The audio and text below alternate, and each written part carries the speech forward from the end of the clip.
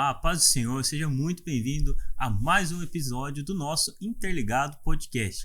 E hoje nós estamos aqui com uma presença muito especial, nosso primeiro convidado de fora do estado de Mato Grosso, que está nos visitando hoje, nosso querido pastor Elias. Pastor, seja muito bem-vindo ao nosso podcast. A paz do Senhor, Jabes, e também a todos os nossos espectadores, né? É um prazer aceitar esse desafio.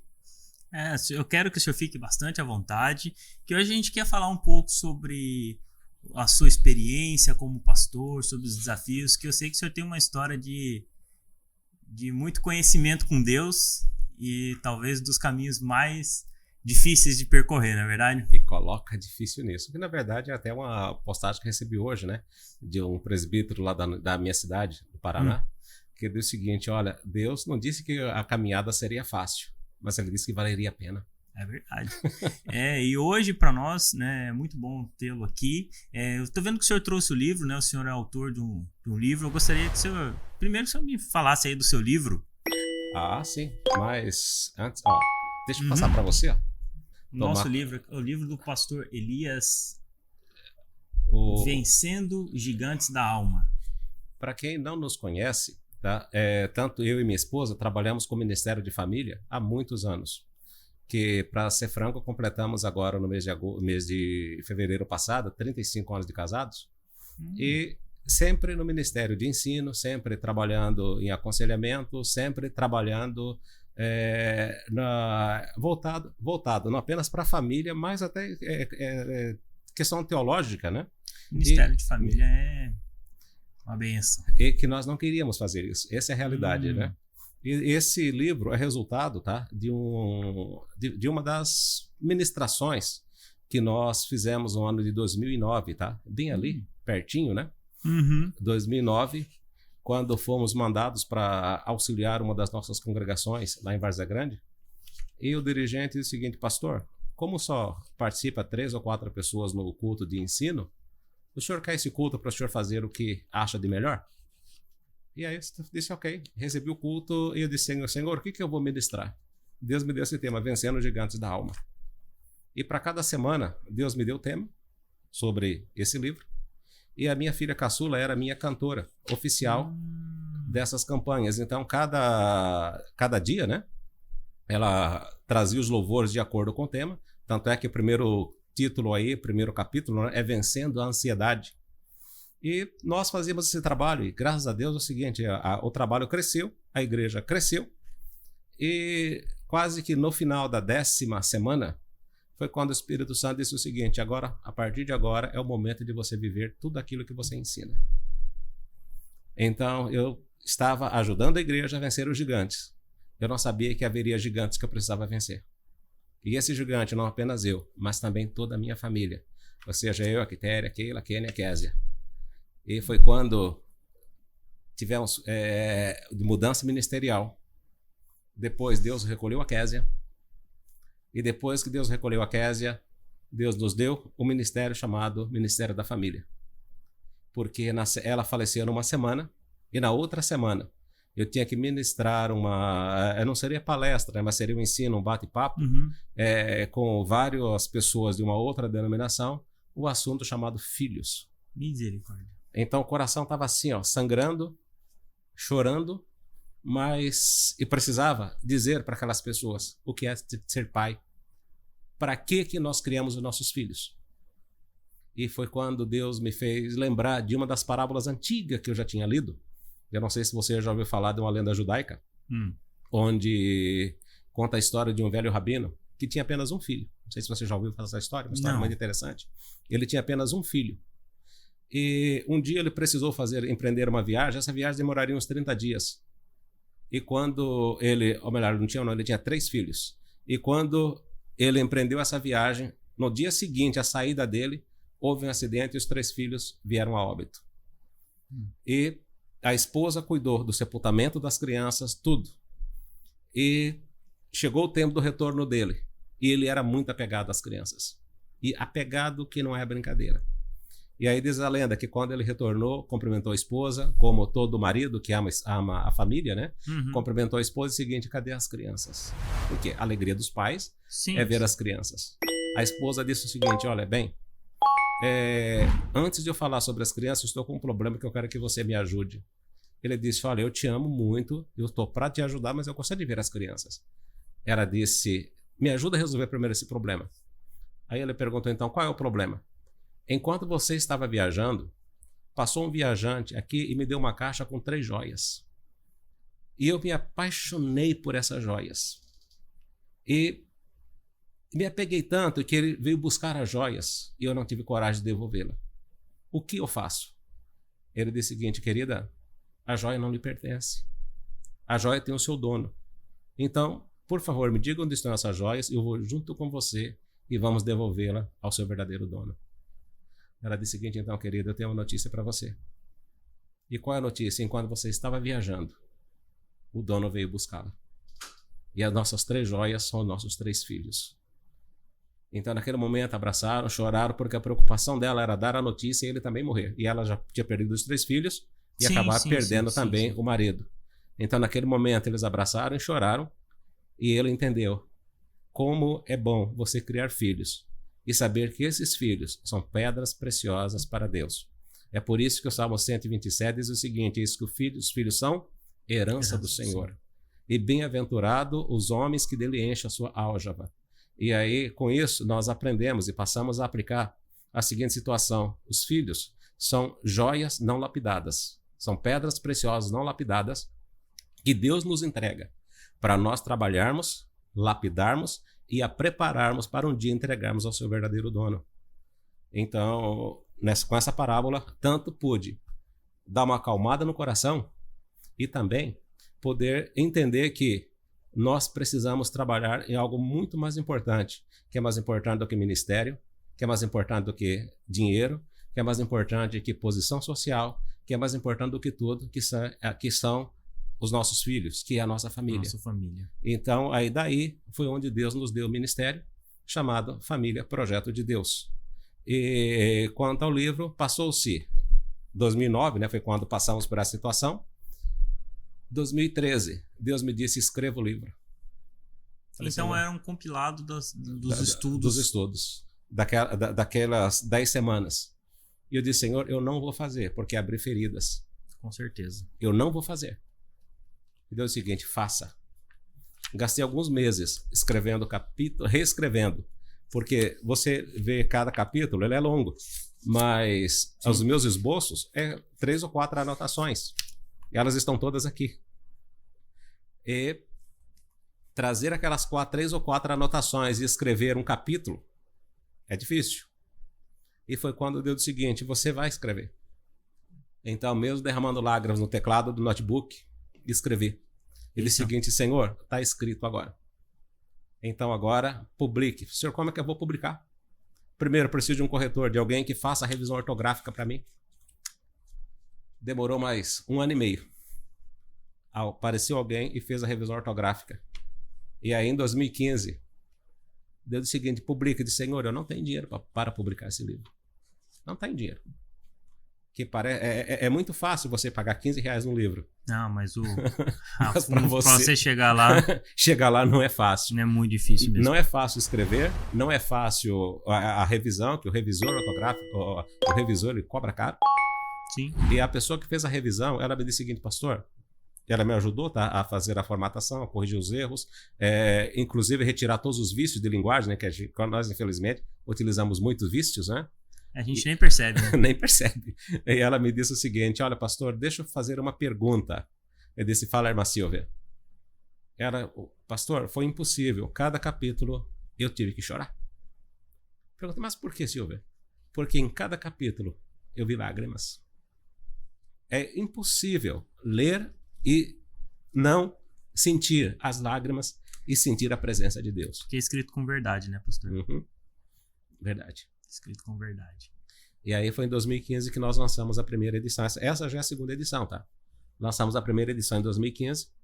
Recebi uma benção da filha. A filha falou o seguinte, pai, eu pago para o senhor lançar. Então foi quando nós fizemos o lançamento. Então, aí hoje estamos com alguns aí para venda do novo lançamento. Mas continuamos lutando. Desculpa estar chorando, mas pastor, eu tô emocionado também. E é para isso que a gente se propõe. Pra gente conhecer as pessoas. Sim. Porque muitas das vezes a gente não sabe a luta que cada um tem.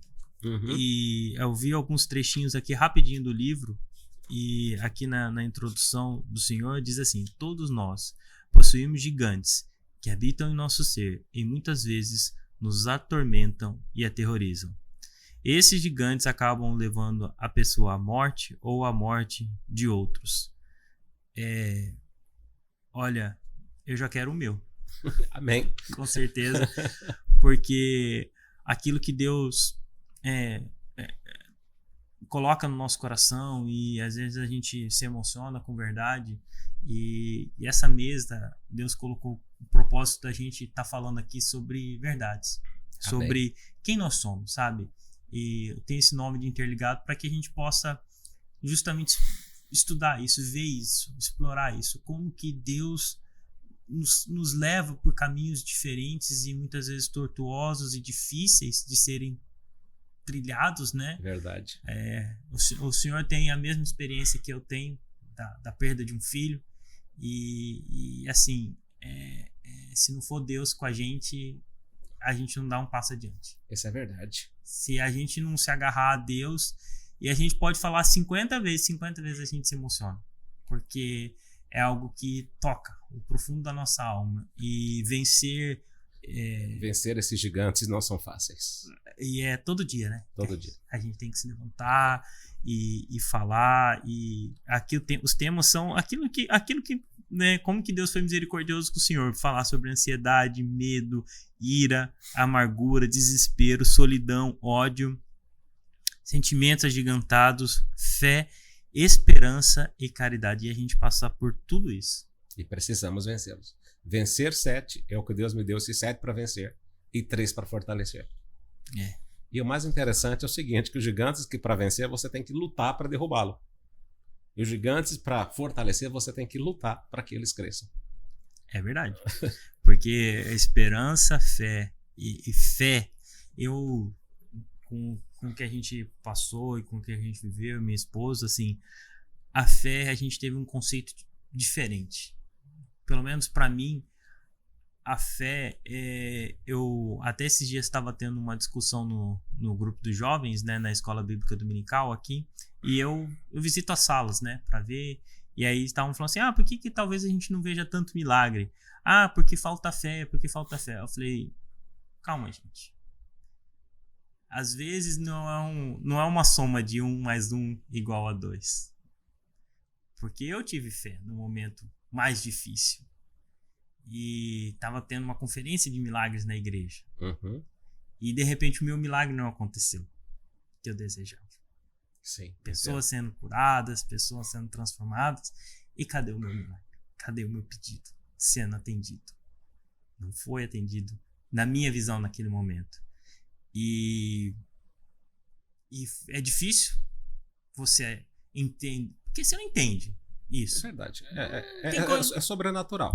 Se você entender ou se você conseguir explicar, não é milagre. E aí eu falei com eles, eu falei, gente, então a fé, os propósitos de Deus, os milagres de Deus, o que Deus tem para nós é tão mais. E eles entenderam a profundidade que eu queria levar. Falei, gente, é mais profundo do que isso. A fé vai além disso. É mais do que crer, mais pensar positivo. Não que eles falassem isso, não. Eles estavam com uma discussão realmente interessante. Mas eu quis jogar um pouquinho mais de profundidade. Falar, gente, vamos um pouco mais profundo. O milagre não é assim, necessidade mais desejo igual milagre. Não é assim. Não é um... tá, beleza. Não, tem muita coisa que tá além da nossa compreensão. É igual você falou. Se eu posso explicar a matemática do funcionamento, não é um milagre. Não é, porque o agir de Deus está muito além do que a gente pode... desse lado aqui, né? Até o pastor Iago fala, né? Assim, desse lado da eternidade eu não consigo compreender. Ou seja, a minha visão limitada aqui, eu não consigo entender e compreender os propósitos de Deus. E esses temas aqui, com certeza eu quero ler, porque já vai para minha cabeceira esse aqui. Vou ler rapidinho, porque são... São só 128 páginas, rapidinho. São Não, letras grandes. Não, mas os temas são realmente... E assim, muitas pessoas que nos assistem têm passam por tudo. Quem de nós não passa por isso aqui? É verdade. Né, quem de nós que não... Mas o interessante é o seguinte, Deus falar, tá na hora de você, agora você vai passar por aquilo que você ensinou. Você sabe que é você chegar no fim do ano e não ter uma igreja para congregar? E eu perguntei, Senhor, todos os anos eu sempre passei o Réveillon na igreja. Sim. E na Santa Ceia. Deus me deu uma resposta fazendo aquele contorno do viaduto da rodoviária. Uhum. Na época, acho que ainda era um modelo. Eu saí do modelo, que eu fui comprar as coisas para a gente fazer o jantar em casa, né? Deus me disse o seguinte, quem disse que você não tem uma igreja? Eu disse, Senhor, mas não tenho. Com qual pastor que eu vou passar o Réveillon? Você é o pastor. E você tem a maior e a igreja mais importante da face da terra. Qual, Senhor? A tua família. A tua família é a tua igreja. Falei, tá bom, Senhor. E realmente, olha, foi... inclusive, uma das últimas fotos, né? Porque eu tenho a família toda reunida. Ai, Deus lhe deu esse momento exclusivo com a sua família. Exclusivo para reunir toda a família. E realmente, olha, foi um Réveillon daqueles abençoados. Que benção. Isso, e depois, dia 13 de março, o Senhor recolheu a Kézia, que era a minha cantora, que era a minha caçula, que era o meu grude, o meu chiclete. Que tava sempre com o Senhor, né? Era tudo que eu precisava. Era pau para toda a obra. Uhum. E uma pessoa extremamente corajosa, tá? Não tinha medo, não. Eu dizia para ela o seguinte, Kézia, o culto de hoje é sobre tal tema, eu preciso de um hino. Pai, só um minutinho que eu já estou passando com os músicos. Tinha uma voz doce, uma voz maravilhosa. Tanto é que existem alguns hinos, tá? Que hoje resisto, mas alguns hinos eu não consegui ouvi-lo. Tal como aquele da harpa cristã em fervente oração. Tá? Então, quando alguém começava a cantar em fervente oração, os olhos já enchidos de lágrimas começavam a descer. Deus do impossível, então, era impossível ouvir cantar Deus do impossível. Tá? Ou aquela outra música, naquela tumba fria, né? Então, e ele vem aí. São músicas que marcaram. E todas as músicas você acaba lembrando, porque ela abria os trabalhos, os cultos. Ela abria os cultos, ela cantava. No momento do apelo, ela cantava. E quando o Senhor recolheu, eu sou sincero em dizer, foi no dia 13 de março de 2010, né? No dia 28, nós vimos de Santa Catarina, dirigindo, e na estrada por 2 vezes quase que nós morremos em acidente. Deus nos guardou, nos livrou, tá? Porque infelizmente é muita imprudência, é muita irresponsabilidade dos motoristas na estrada. Sim. Tá? Mas Deus nos livrou e eu achava que era eu quem iria morrer, porque eu sabia que alguém partiria para a eternidade, mas não esperava que fosse ela. E quando o Senhor a recolheu, que eu recebi a ligação do irmão Raimundo, né? Que ele disse o seguinte, o que você é da Kézia Silva Souza? Isso 7h10 da manhã. O que você é da Kézia Silva Souza? Eu disse, sou pai, então não tem boa notícia. Ela sofreu um acidente e veio a óbito e venha para cá agora. Meu Deus. Eu, sinceramente... a pior ligação do mundo. Hã? A pior ligação. E eu sentei na cama, porque eu estava dormindo, o celular tocou, eu estava esperando ele tocar para eu levantar, né? Para ir trabalhar. Eu levantava às 7h30. Ainda estava cansado ainda da estrada, né? E aí sentei e falei assim, Senhor, e agora? Como é que eu vou dizer para a Quitéria, para Keila e para a Kênia que a Kézia faleceu? Meu Deus. Porque o irmão Raimundo, hoje eu sei que é irmão Raimundo, mas na época eu não sabia o nome dele, né? Uhum. Mas quando ele ligou, ele não teve misericórdia. O jeito que veio, falou. E eu sentei na cama, o Espírito Santo disse o seguinte, o que eu faço agora você não entende. Mas vai entender depois. Olha, respirar fundo. Levantei e disse o seguinte, Quitéria, Kênia e Keila. A Kézia sofreu um acidente e estou indo para lá agora. Kênia, cuida da Quitéria. Keila, venha comigo. Foi aqui na Estrada Juliano, nem lembro mais o nome dali, perto de onde iria ser a Fakes. Uhum. Sim, ali na estrada, na rua do Chapantanal. Exato. Juliano Costa Marques. Uhum. Por brincadeira, alguém derrubou ela e derrubou outro motoqueiro. Foi uma brincadeira mesmo, tá? A pessoa com brincadeira de mau gosto derrubou a moto dela e derrubou a moto do outro também. O outro se machucou e ela veio a óbito. Misericórdia. E o Espírito Santo realmente diz o seguinte: o que eu faço agora você não entende, mas você vai entender depois. E aquela perguntou: pai, o que aconteceu? Aquela você conhece, né? Sim. Já com certeza deve ter sentido na hora. Aquela falou: pai, o que aconteceu com a Kézia, pai?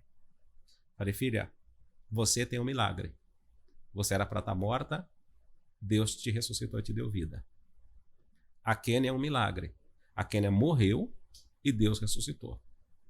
Então Deus tem um milagre para a Kézia. Pai, então o que aconteceu com a Kézia? Como que a Kézia está?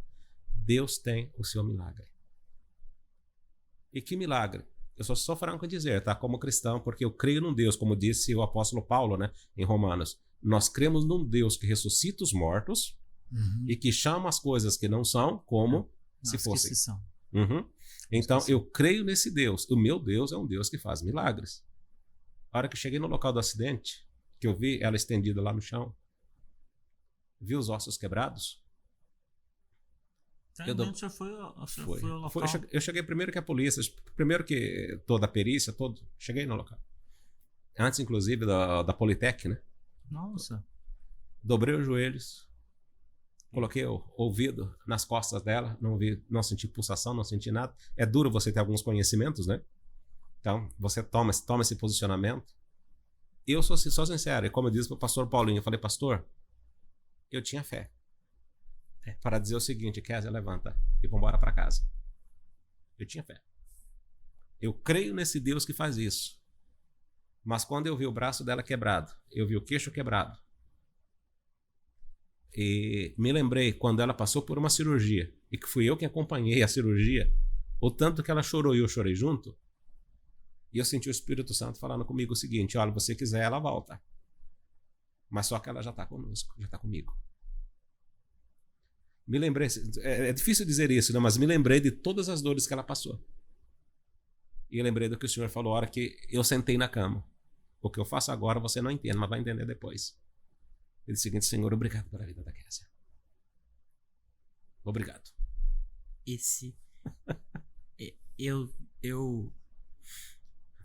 O nosso menininho José nasceu prematuro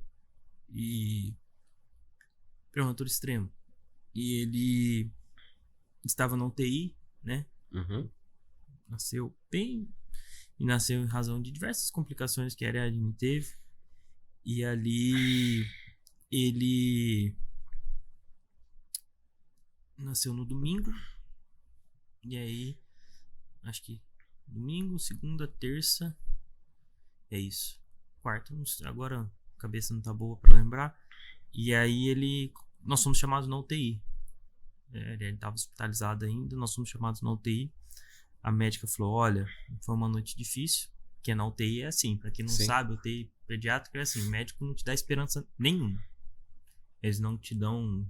O dia de amanhã não importa. Fala assim: comemora que o dia de hoje passou. Verdade. É assim que eles falam. E eu entendo que eles falam isso. E o médico e a médica chamou a gente cedinho e falou: olha, foi uma noite difícil, ele tá perdendo a respiração, a oxigenação não tá boa e tal, em razão de uma infecção que ele tava e tal. Eu desci, eu orei. E eu orei e falei com Deus. Só eu e minha esposa estavam no hospital nesse momento. Falei: olha, e eu orei a mesma fé. Deus, cure. E ao terminar de orar, minha esposa falou assim: você precisa fazer outra oração. Falei: mas eu não quero. Falei assim: mas você precisa. Falei: mas eu não quero. Aí ela falou: mas a gente precisa. E eu orei e eu entreguei ele ao Senhor. Naquele momento. Falei: Deus, chorando muito mesmo. Falei: Deus, eu não sei qual é o propósito do Senhor com tudo isso, mas entrego a vida do José em tuas mãos. E eu não consegui falar muito mais do que isso. Chorei. Passados uns 10 minutos, nos ligaram: sobe de novo na UTI. Na hora que eles falaram, a gente já sabia. A gente já tinha a noção completa da notícia que viria. Sim. E a médica nos contou, falou: olha, nós fizemos de tudo, nós fizemos várias manobras e tal, mas ele não resistiu. E ali, você deve conhecer essa sensação, você implode. Você não... Eu, pelo menos, tive isso. Eu implodi. Eu tive meu filho comigo 3 dias. E essa expressão foi que Deus colocou na minha boca naquele momento. Foi: Deus, obrigado pela vida do meu filho. Eu não sei se é coincidência, porque é coisa de Deus mesmo, né? No sepultamento, que a Kézia, nós tivemos ela por 19 anos e 7 meses. Então, tanto é que ela estava no último semestre de secretariado e segundo semestre de arquitetura. Uhum. Então, já daqui a pouco era planejamento para casamento, né? Uhum. No sepultamento, para ser franco, eu não me lembrava, mas ainda bem que tem alguém que faz você relembrar, né? Uhum. A pessoa chegou para mim e falou o seguinte: Elias, olha, foi muito forte o que você fez lá no cemitério. Eu falei: o que foi que eu fiz? E para ser sincero, não me lembro. A cabeça da gente... Uhum. O que foi que eu fiz? Ela disse o seguinte: olha, uma colega de trabalho, né? Ela disse: olha, porque o cemitério estava lotado. Ela foi sepultada naquela parte alta. Então, gente, ficou aquele vale. E isso eu me lembro. Tinha um vale de jovens e adolescentes. Ela estudava na Unic, era aluna da Unic, ela estudava na escola técnica, Uhum. e como ela estudou na escola presbiteriana, estudou no Master, estudou no afirmativo, então a amizade delas e a amizade das minhas filhas, a nossa rede de amizade é muito grande, né? Sim. Tá? Então ali ficou aquele mar de jovens e adolescentes. E outra coisa, como estava no alto, a voz ia longe. Quem disse que eu sabia? Eu lembro de alguma coisa desses detalhes, mas são fragmentos das informações que ficam. Sim. E ela disse o seguinte: olha, eu estava do teu lado e via você fazer algo interessante. Você não reclamou. Você não murmurou. Você apenas pediu para abrir pela última vez a tampa do caixão e você orou. Essa oração mexeu com todos nós. Falei: qual foi a minha oração? Que eu lembrava que eu tinha orado. A tua oração foi a seguinte: Senhor, obrigado pelos 19 anos e meio que o Senhor nos concedeu da Kézia. E mais outra coisa, depois você disse: agora nós entregamos o corpo e nós acreditamos na ressurreição dos mortos. Amém. E sabe o que mais interessante? Agora, esse é o detalhe, eu me lembro. Foi a raiva que eu senti do meu cunhado e mais alguns outros pastores. Porque você acredita que eu procurei um pastor do meu lado, não enxerguei nenhum. E depois que cheguei em casa, eu estava bravo com meu cunhado e disse o seguinte: onde é que você estava? Porque no momento que eu mais precisava, eu não te vi. Ele falou: eu estava do teu lado. Falei: mas eu não vi você, não vi nenhum pastor. Pois é, estava eu, estava o pastor João, o pastor Carlos Ivan, o pastor Marcos.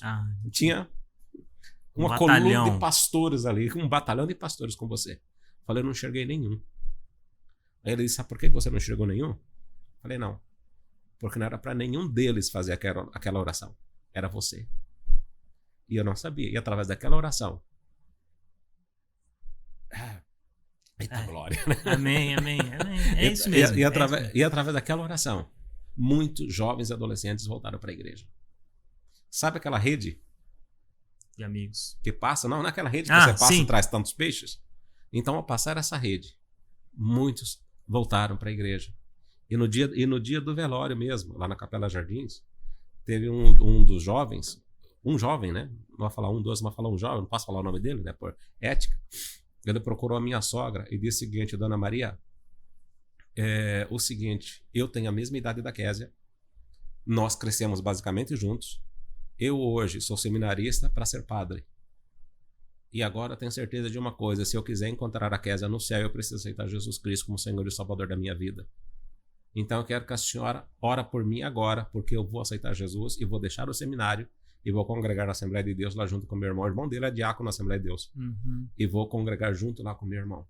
Amém. Então, mesmo na morte, salvou vidas. E no culto fúnebre, salvou vidas. E aí, passaram-se 4 anos, né? Estava na Nazareno dando entrevista, né? Aí o irmão Zé Francisco fez o seguinte: pastor Elias, encontrei o irmão Raimundo. E o irmão Raimundo disse que se porventura eu encontrasse o senhor de novo, para dizer que o teu testemunho e o testemunho da Kézia continuam salvando vidas. E por quê? Porque a vida de vocês salva vidas. Amém. Então, quando Deus disse, o que eu faço agora você não entende, mas vai entender depois, então o duro que demora muito tempo, né? Para você ver. Mas, Jabes, né? Jabes salvou almas. Houve milagres de cura. Sim. Houve reconciliação. Em uma das igrejas que me convidaram para dar o testemunho, entrou uma pessoa correndo da porta, chorando, em prantos, e se jogou no púlpito em prantos. E depois o pastor perguntou o seguinte: olha, esse é um ex-presbítero da igreja que está desviado há muito tempo. Jovens voltaram chorando para reconciliar com Cristo. Então é o seguinte, a obra foi grande. E para terminar, né, para nós ir para outro assunto também, mais ou menos 6 ou 7 meses depois, eu sou um fissurado, fanático por escola bíblica dominical. Tamo junto. Estamos juntos. Sou professor desde a adolescente da escola dominical, né? Tamo junto também. E eu estava preparando a minha aula. E quando eu estava preparando a minha aula, eu sou um professor chato, porque eu estudo e depois assisto o vídeo de outros professores espalhados pelo Brasil para acompanhar, para não ficar preso em apenas uma visão. Sim. E eu me lembro bem, eu estava assistindo o vídeo do evangelista Henrique, lá do Maranhão, e o que me gravou é que eu estava olhando o vídeo, ele está na cama, está com a lição aberta, a Bíblia aberta, e olhando no notebook assistindo o vídeo. A hora que o vídeo deu 16 segundos, eu fiz isso aqui, ó, pisquei os olhos, a hora que abri os olhos, não está mais no meu quarto. Sabe quando você abre onde é que eu estou? Eu não consigo descrever. Agora, eu entendo o que diz o apóstolo Paulo, né? Palavras inefáveis, o qual não é lícito nem os homens falarem. E aí que eu comecei a fazer um estudo, esse é ruim do professor, né? Começa a pesquisar depois. A Bíblia fala tão pouco do céu. Sim. É tão pouco. Porque não tem como você descrever. O olho não viu, o ouvido não ouviu, e nem subiu ao coração do homem. É o que Deus preparou para aqueles que o amam. Então não tem como você descrever. Mas tem fragmentos, tem coisas que você consegue captar. E a hora que abri os olhos, assim, é o seguinte: olha, eu vi um homem grande. Imagine um homem mais alto.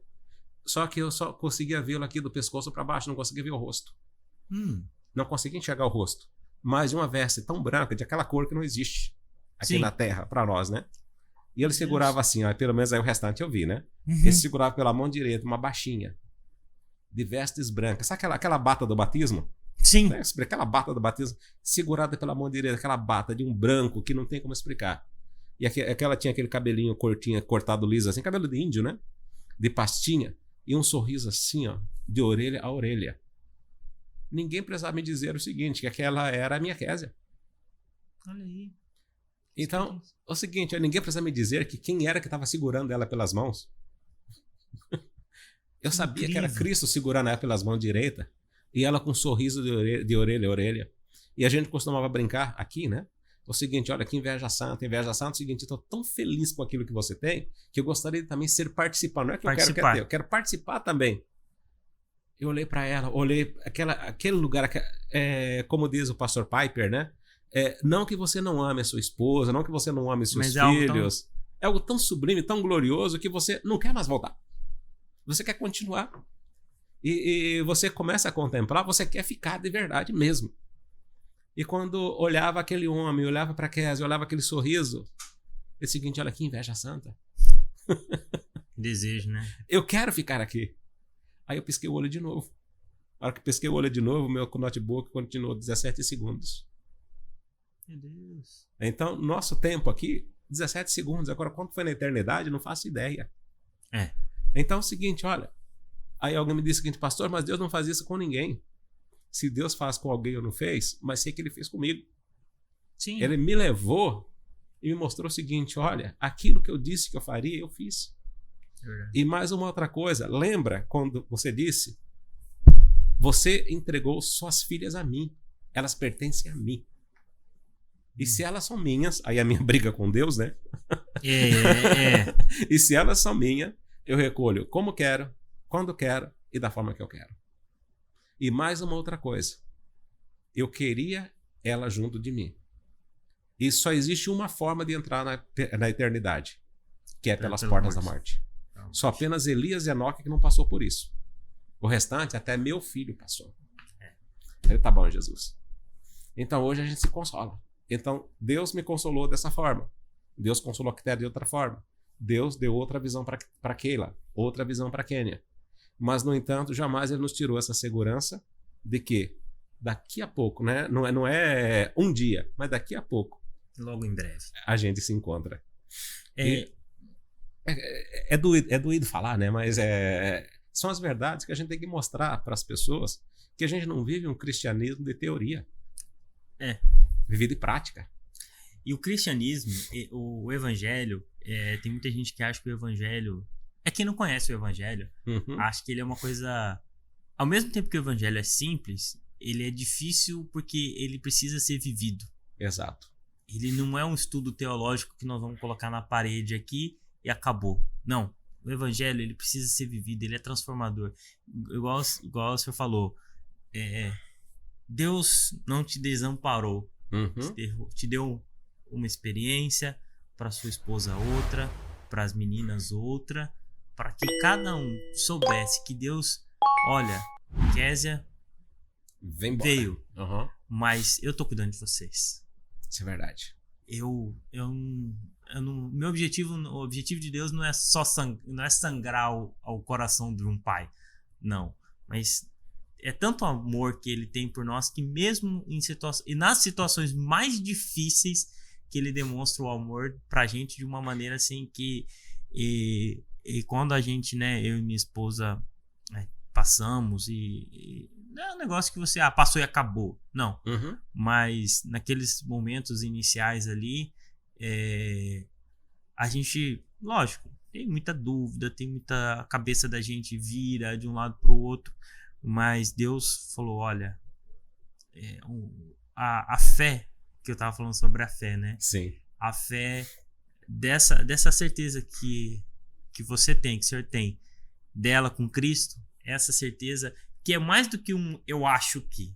É mais do que eu acho. A fé não é achar. A fé não é um sentimento apenas assim, um sentimento romantizado. Não.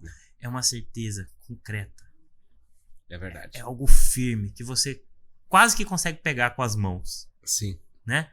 É algo muito diferente do que simplesmente falar, a fé é acreditar que. Não, é mais do que isso, é ter a certeza, é ter a convicção. É uma explicação assim que todo cuiabano como eu entende. O que é fé? É você olhar o rio Cuiabá cheio e você crer que tem pedras ali, submersa, que você pode pisar e atravessar o rio sem problema algum. Então isso é fé. Eu estou enxergando as pedras? Não. Mas eu tenho certeza que o fundamento está ali. O fundamento está ali. Então por isso que o Salmo 40, né? Acho que é 40, Davi diz o seguinte: esperei com paciência no Senhor e ele se inclinou para mim. Tirou-me de um lamaçal, de um charco, de um lago horrível e firmou os meus pés sobre a rocha. E não só firmou os pés sobre a rocha, mas também ele colocou nos meus lábios uma nova canção. Eita glória, né? Amém. Amém. Assim, olha, eu acho que Deus tem planos pra gente que a gente realmente não consegue imaginar. E o senhor, nesse trabalho de família, creio que é um dos trabalhos mais desafiadores hoje, né? Trabalhar com família, porque a gente vive um momento em que o que se quer é desmantelar o que é uma família, né? Hoje, até é uma moda bonita, né? Um nome bonito que criaram, que para mim é uma porcaria do mesmo jeito, se chama desconstruir a família tradicional. Sim.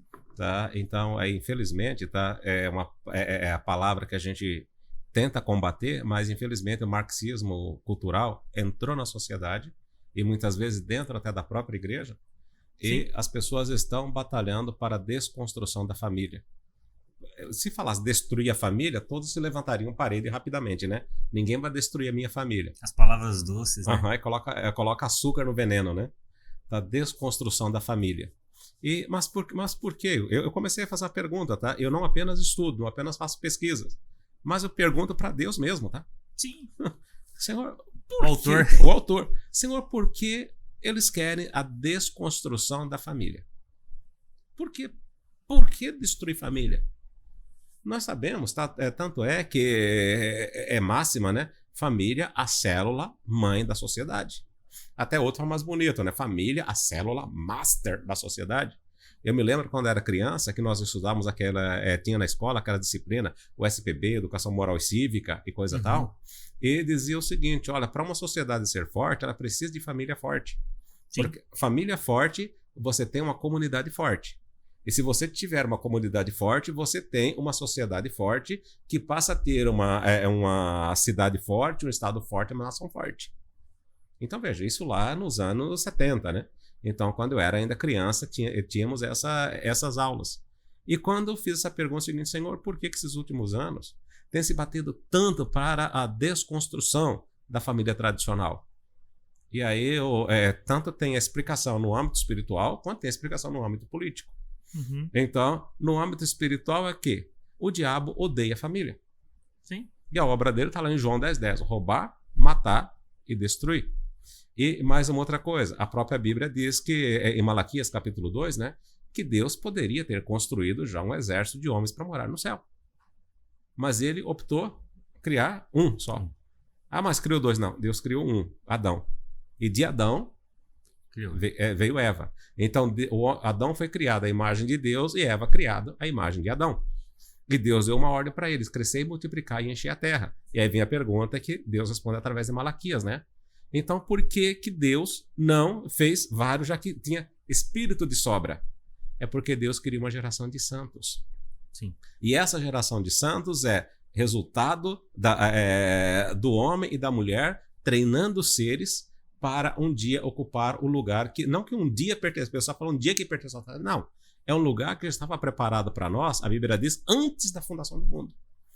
Então, Deus já tinha os seus planos pré-estabelecidos. Isso é a razão do ódio de Satanás em relação à família. Mas e no âmbito político? Por que odeiam tanto a família? Por que era a desconstrução da família?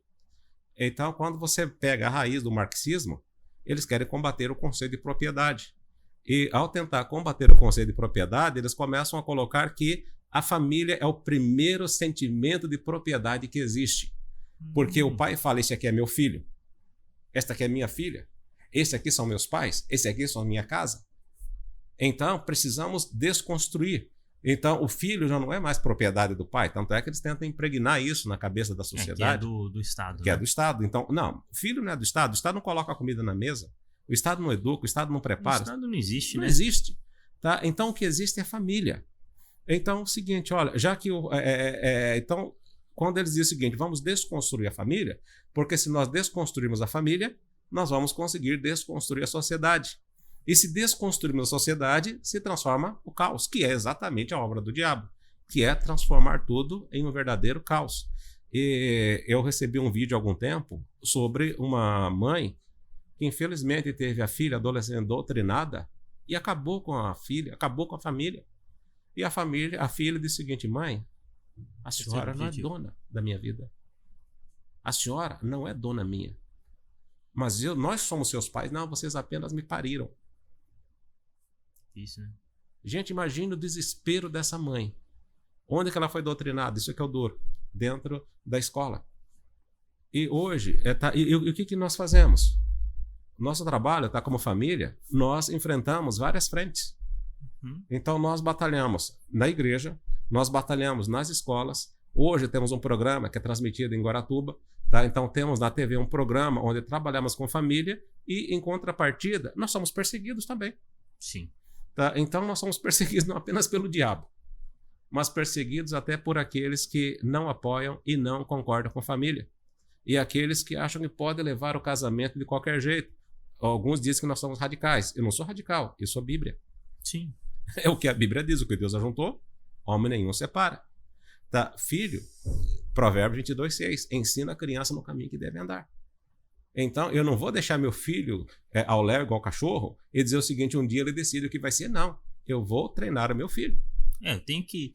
A parte da educação, e isso que é uma das coisas que a Bíblia sempre, digamos assim, dentro de uma visão mais secular, a educação sempre, a Bíblia sempre trouxe a responsabilidade dos pais perante os filhos, né? Exato. Então, e isso é uma coisa que é essencial, né? Eu sou pai, minha menina tem 1 ano e 3 meses e, assim, a responsabilidade de educação da minha filha, de criá-la, de educá-la, de como que ela é minha e da minha esposa. Minha família, nós como pais temos a responsabilidade de educá-la, de instruí-la, de corrigi-la, porque ela já tem as vontadezinhas dela, já manifesta as vontadezinhas dela, então você tem que ir instruindo, corrigindo. Então, você ser omisso e achar que na verdade, porque na verdade, pastor, acaba sendo tranquilo também para mim. Se eu não tenho a responsabilidade de educar meu filho, eu não tenho por que me empenhar por ele. Também é parte de uma geração preguiçosa também. Uai, meu filho vai descobrir o caminho dele sozinho. Mas como? Como que ele vai descobrir o caminho dele sozinho? Se ele não sabe por onde caminhar, não sabe por onde trilhar. Então, a educação, o ensino, ser pai exige que você esteja atento, que você saiba o que seu filho está fazendo, que você saiba o que ele está assistindo, que você saiba o que está sendo ministrado na escola, que você se envolva com ele, né? E muitas das vezes a gente vê um pai e uma mãe escravo do quê? De um celular, e a criança ali jogada no celular, e eu fico extremamente assustado. Nós estamos trabalhando esse último mês no nosso programa de TV os maiores desafios da família cristã na atualidade. A gente consegue assistir pelo YouTube, pastor? Sim. Pelo YouTube, pode procurar o TV Guaratuba, tá? Todos os vídeos são salvos. Tá? Então, TV Guaratuba, tanto pelo YouTube quanto pelo Facebook. Tá? E no próprio aplicativo também, tá? Da TV Guaratuba. TV Guaratuba tem um aplicativo, tá lá no Play Store. Tá? TV Guaratuba, então tem todos os vídeos, todos os programas. E como que a gente procura pelo nome do programa? Programa Família Projeto de Deus. Ah, ótimo. Então, pessoal, não tem erro, né? Pode procurar aí Família Projeto de Deus, com o Pastor Elias, com certeza. Pastor Elias e a Irmã Quitéria. E a Irmã Quitéria. Também quero ouvi-la quando vocês vierem novamente aqui. Estamos sempre juntos. E nesse desafio, tá? A semana passada, nós trabalhamos, tá? Semana passada, exato. Ontem foi o assunto. A semana passada, nós trabalhamos sobre a questão de comunicação. Então, assim, qual que é o desafio? É comunicar. Até lembramos, né? Chamamos a máxima do velho guerreiro, né? Que quem não comunica se estrumbica. Então, nós tratamos o seguinte: o problema que existe hoje na família em relação à comunicação. O pai já não senta mais para conversar. O Salmo 128, que é o chamado de o Salmo da Família, ele fala sobre a mesa, os filhos, a esposa e os filhos sentados ao redor da mesa. Isso é comunicação.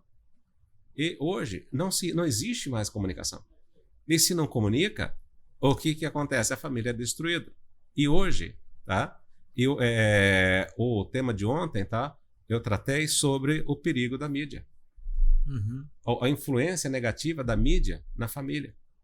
Pai hoje, para poder facilitar a vida da criança, para se livrar da criança, dá logo um celular para ele. E isso começa a fazer o quê? Vai destruindo, não vou dizer o seguinte, desconstruindo, mas vai deformando a criança. Porque a criança não tem ali... A criança absorve muita informação. Absorve. E aí você tem que saber que informação que você está passando pro seu filho, né? A gente brinca que é uma esponja, né? Porque vai muito... E é muito rápido. Eu vejo a minha filha, ela vê eu fazendo alguma coisa, ela imediatamente começa a imitar. Qualquer atitude, esses dias eu espirrei, aí ela começou a fazer barulhinho que tava espirrando também, fingindo que tava espirrando, me imitando. Minha esposa tava se arrumando o cabelo, ela começou a mexer no cabelo também. A gente chama de efeito espelho, né? E é muito rápido. É muito rápido. Você faz qualquer coisinha, ela pega. Na igreja, esse final de semana, lá em Guaratuba, teve um pastor que me chamou, disse que, pastor Elias, por favor, preciso rapidamente de um versículo, que o senhor me ajude.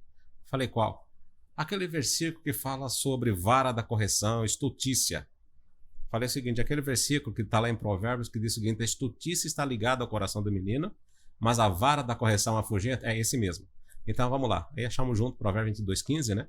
Tá? Então vou repetir devagarzinho, né? Provérbios 22:15, que geralmente eu falo mais rápido do que narrador de futebol. Vai ser narrador mesmo. Então, a estultícia está ligada ao coração do menino e a vara da correção afugenta. E por sinal, isso até é outra pergunta que eu fiz para Deus. Gente, se vocês souberem o seguinte, as perguntas que eu faço para Deus, ele me responde. Tá? Eu pergunto o seguinte, Senhor, estultícia quer dizer mau costume, coisas ruins, está ligado ao coração da criança. Mas por que a criança ela é egoísta? Você sabe que a criança é egoísta desde que nasce. É porque é nossa natureza. Não, tá. Ok. Mas por que esse egoísmo tão grande? Se você tira a criança do peito, ela chora. Sim. Se você não dá atenção, ela chora. Tá? Ela começa a crescer, ela começa a te chantagear. A criança aprende, tá? Nos primeiros dias de vida, a chantagear a mãe. Acredita nisso? Sim. E chantageia mesmo. Gente, hoje, que já sou avô, então... Você consegue enxergar uma visão mais... Eu conto que eu já fui manipulado por aquele pacotinho de 3 quilos. Como aquele pacotinho aprende a manipular a gente tão rápido? É rápido. Aí tá lá em Provérbios, né? A estultice está ligada ao coração do menino. Mas, Senhor, como que essa criança aprende? Aí vem culpa de Adão. É a raiz, é a semente de Adão. Tá? Então, por que a vara da correção? Como é que eu vou corrigir uma criança?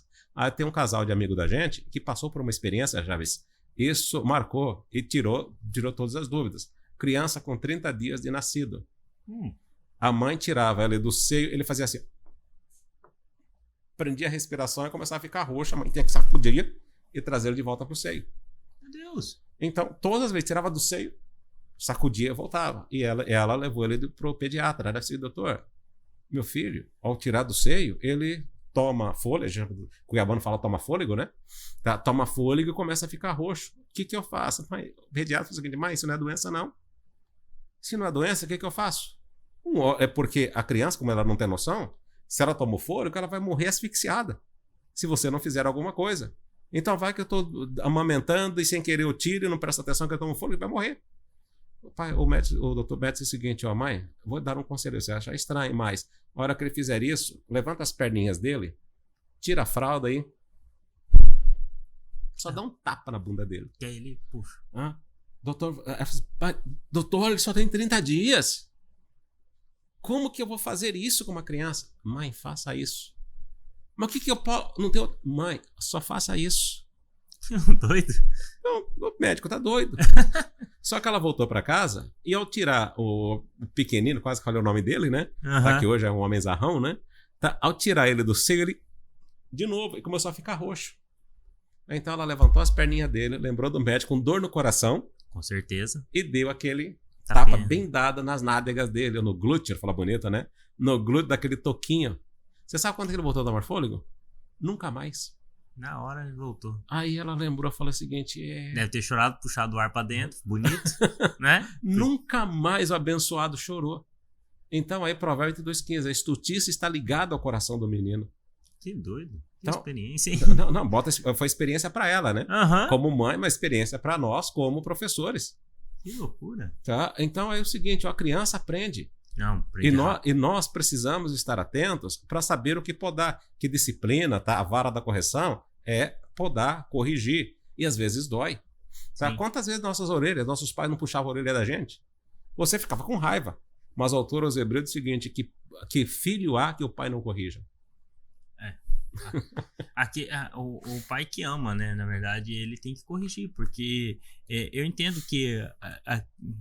até a gente ajuda a gente a compreender o tratar de Deus conosco. Sim. Porque eu acho que talvez esse também seja um dos objetivos quando você... Porque Deus, ele nos trata como um pai que corrige quando nós estamos errados e a gente tem um sentimento sendo gerado de que ninguém pode ser corrigido.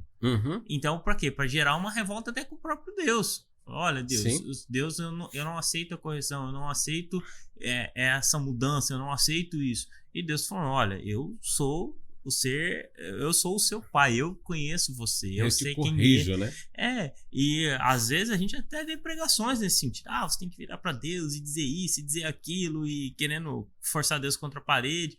Eu acho que não, a gente tem que ser sincero com Deus. Deus gosta de sinceridade. As melhores orações são as mais simples. Sim, é verdade. Aquela que você... Quando a gente passou por... Dos momentos mais difíceis é quando você tem a oração mais simples e ao mesmo tempo mais verdadeira. Como dizia Harold Hill, né? É o momento que a gente ora sinceramente. Quando ele disse o seguinte, ele falou, Senhor, eu não tenho a mínima vontade de ir para a igreja, não tenho a mínima vontade de orar, eu não tenho a mínima vontade de amar esse infeliz. Deus disse o seguinte, essa foi a oração mais sincera que você fez até hoje. Então é nesse momento em que você está angustiado, é que você ora de verdade, né? E talvez você que esteja nos ouvindo aí, a gente passa por esses momentos, né? De você ter essa... Às vezes as coisas vão apertando e você não quer se valer eu aprendi a orar desse jeito, eu aprendi com não sei quem, e Deus está falando, olha, vamos para a oração mais simples. Eu quero que você verdadeiramente tire a máscara, né? Acho que é esse que é o tirar a máscara, tirar qualquer postura, qualquer coisa, porque você vai verdadeiramente se entregando para Deus como diz a canção, o hino da harpa, né? Quando tudo perante o Senhor estiver.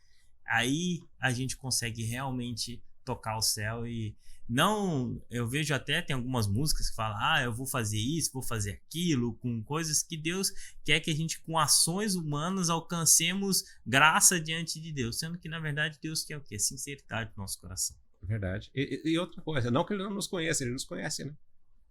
Ele nos conhece.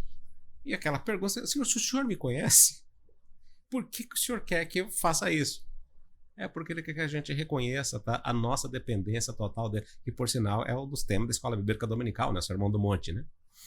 A nossa dependência total dele. E sabe uma coisa, quando você estava falando, sabe para onde a minha mente foi? A oração padrão, ou a oração exemplo, né, do próprio Sermão do Monte, né? Quando Jesus diz o seguinte, quando você for orar, você ora assim, começa assim, Pai Nosso. E aí é o seguinte, vou pegar só o conceito de pai. Gente, tem muito ensino. Você não tem formalidade para falar com teu pai, não tem hora para falar com teu pai, não tem limite para falar com teu pai. É verdade. E sabe o seguinte, Jabes? Vou pegar essa questão de pai e trazer para a família, que é a nossa área, né? Mas por que então o diabo tem batalhado na sociedade para tirar esse conceito de paternidade? Que é o principal objetivo, é tirar, mais do que a mãe, é matar o conceito de pai. Exato. Não, mas se mata o conceito de pai, e se eu vou dizer que Deus é teu pai, qual que é a tua relegação? Deus é igual ao meu pai. Coisas ruins. Se meu pai é um crápula, se meu pai não presta, se meu pai não vale nada, se meu pai não me respeita, se meu pai não cuida, se meu pai não protege, Deus é igualzinho. Então nós acabamos projetando em Deus os defeitos dos nossos pais. Mas, no entanto, Deus é o seguinte, Hebreus 12, né? Ele diz o seguinte, olha, se nós tivermos nossos pais que nos corrigiam durante a nossa vida, durante o nosso tempo, quanto mais Deus, que é o Pai dos Espíritos. Mas por que Deus nos corrige? E por que Ele quer que a gente chame Ele de Pai? Primeiro é o seguinte, porque nós recebemos o Espírito de adoção de filho, né? Sim. Pelo qual podemos clamar, papai, papai. A hora já está avançada? Não. Então podemos chamar papai, papai. Mas, acima de tudo, não só chamar de papai, papai, não. Ele quer uma intimidade conosco. Verdade. Ele quer que nós sejamos íntimos dele. Mas como é que eu posso ser íntimo de Deus, chamar Deus de pai, se eu não tenho intimidade com meu pai? Nós temos um dos cursos que ministramos chamado Pais para Toda a Vida. Não sei se você já ouviu falar. Já ouvi falar. Tá. O Pais para Toda a Vida, a essência dele é o seguinte, antes de você ser pai, você precisa aprender a ser filho. Interessante. Verdade. Porque se você não se entender como filho, você não vai conseguir ser um verdadeiro pai. E nós, quando ministramos o curso Pais para Toda a Vida, preparamos o líder lá em Santa Catarina para dar continuidade ao curso Pais para Toda a Vida, que nós somos de Santa Catarina, agora estamos no Paraná. Então Deus está fazendo a gente dar esse tour aí pelo Brasil, né? Mudando a gente de cidade em cidade a cada 2 anos, para nós aprendermos e também ajudarmos, né? E é uma cultura bem diferente, né? Bota diferente nisso. Menina, não só o clima que é frio não, tá? E já aprendeu a tomar chimarrão? Não gosto. Ué, tá bom. E o seguinte, olha, não com as mulheres, tá? Mas com os homens. Como os homens têm dificuldade para ser filhos. Quando nós começamos a primeira lição a tratar o nosso posicionamento como filhos, muitos começaram a chorar. Que incrível. Tá? Porque guardava rancor do pai, ódio do pai, remorso do pai, sentimento de vingança do pai. Tem um grande amigo nosso, tá? Que a tristeza dele era porque o pai morreu quando ele era novo. Então a perda do pai, que ele foi criado pelo avô, e criação de avô não é criação de pai. É diferente. Tá? Então tudo isso cria amargura, mas pelo menos eu pude trazer para eles, falar, olha, eu vou dizer para vocês algo bastante interessante. Eu só fui entender meu pai depois dos 30 anos, quando eu fiz o curso Pais para Toda a Vida. Que até então, eu tinha meu pai como alguém que não amava, meu pai um cearense ruim, meu pai um alcoólatra, meu pai isso, meu pai aquilo. Mas graças a Deus meu pai aceitou Jesus, partiu para a eternidade salvo. Tá? Mas o seguinte, mas mesmo assim eu ainda tinha gravado aquela imagem. Mas no dia em que fiz o curso Pais para Toda a Vida e que comecei a fazer análise do meu pai, aquilo que meu pai fazia, por exemplo, quando éramos criança, morando aqui em Cuiabá, meu pai trabalhava na empresa da construção civil, ele ia para o nortão de Mato Grosso, para as construções de ponte e construções de estradas. Você sabe o que é você passar 60, 90, até 6 meses fora de casa? Caramba. Mas como a empresa, o pagamento era a cada 15 dias, então a cada 15 dias, eu e minha mãe, me lembro que eu era pequena, minha mãe me levava arrastado pela mão, né? Tá? Até o escritório da empresa e a cada 15 dias eu recebia o pagamento dele, de lá eu já passava já do supermercado e fazia a feira do mês. E o Espírito Santo começou a me trazer tudo isso. E disse o seguinte, olha, o seu pai ficava lá no mato. Ele, tudo bem que não precisava de dinheiro, mas ele não ficava com 1 centavo. Ele mandava que sua mãe recebesse esse pagamento todos os meses. Aliás, 2 vezes por mês, que é quinzenal. Sim. 2 vezes por mês. O seu pai é um cearense rude. O seu pai é analfabeto. Gente, foi trazendo o perfil dele, né? E a forma dele demonstrar que ele amava vocês não é fazendo carinho, não era conversando. Era lutando para que não faltasse o arroz e o feijão dentro de casa. Essa é a forma de demonstrar o amor. Na hora, as lágrimas começaram a descer. Eu disse o seguinte, Senhor, como eu gostaria agora de poder ir na eternidade E abraçar. E abraçar meu pai. E disse o seguinte, pai, me perdoe. Porque eu entendi errado. E por isso eu posso até não ser um bom pai. Porque eu não consegui te entender. Aliás, porque eu não consegui entender meu pai. Então é o seguinte, Senhor, eu não apenas perdoo meu pai, mas eu peço perdão, porque eu entendi errado. Então, isso mudou a minha vida, né? Imagina, mesmo, demorou 30 anos para chegar a esse ponto. Com certeza, mas a visão muda completamente, né? mas precisou de um curso. E muitas vezes é o seguinte, a gente acaba repetindo padrões dos nossos pais, padrões até ruins, porque nós ainda queremos impressionar nossos pais. Não precisamos mais disso. Nós precisamos hoje ser pai, mas nós precisamos entender o nosso pai até aquele momento que nós saímos de casa. Eu casei cedo, né? Casei aos 18 anos. Então, entender o meu pai até os 18 anos, por sinal, o pai não foi nem no meu casamento. Meu Deus. Então, é o seguinte, entender meu pai até aquele momento, por que ele não foi no meu casamento? Porque entre trabalhar, que ele poderia perder um dia de trabalho, e ir para uma cerimônia que ele não considerava importante, por quê? Por causa da formação dele. Uhum. Então, a gente não entende a limitação dos nossos pais. E o curso Pais para Toda a Vida nos abriu primeiro me abriu quando fui treinado, né? E, querendo ou não, cada vez que você ministra o curso, é como se você vai sedimentando. Sendo lapidado também, né? Também.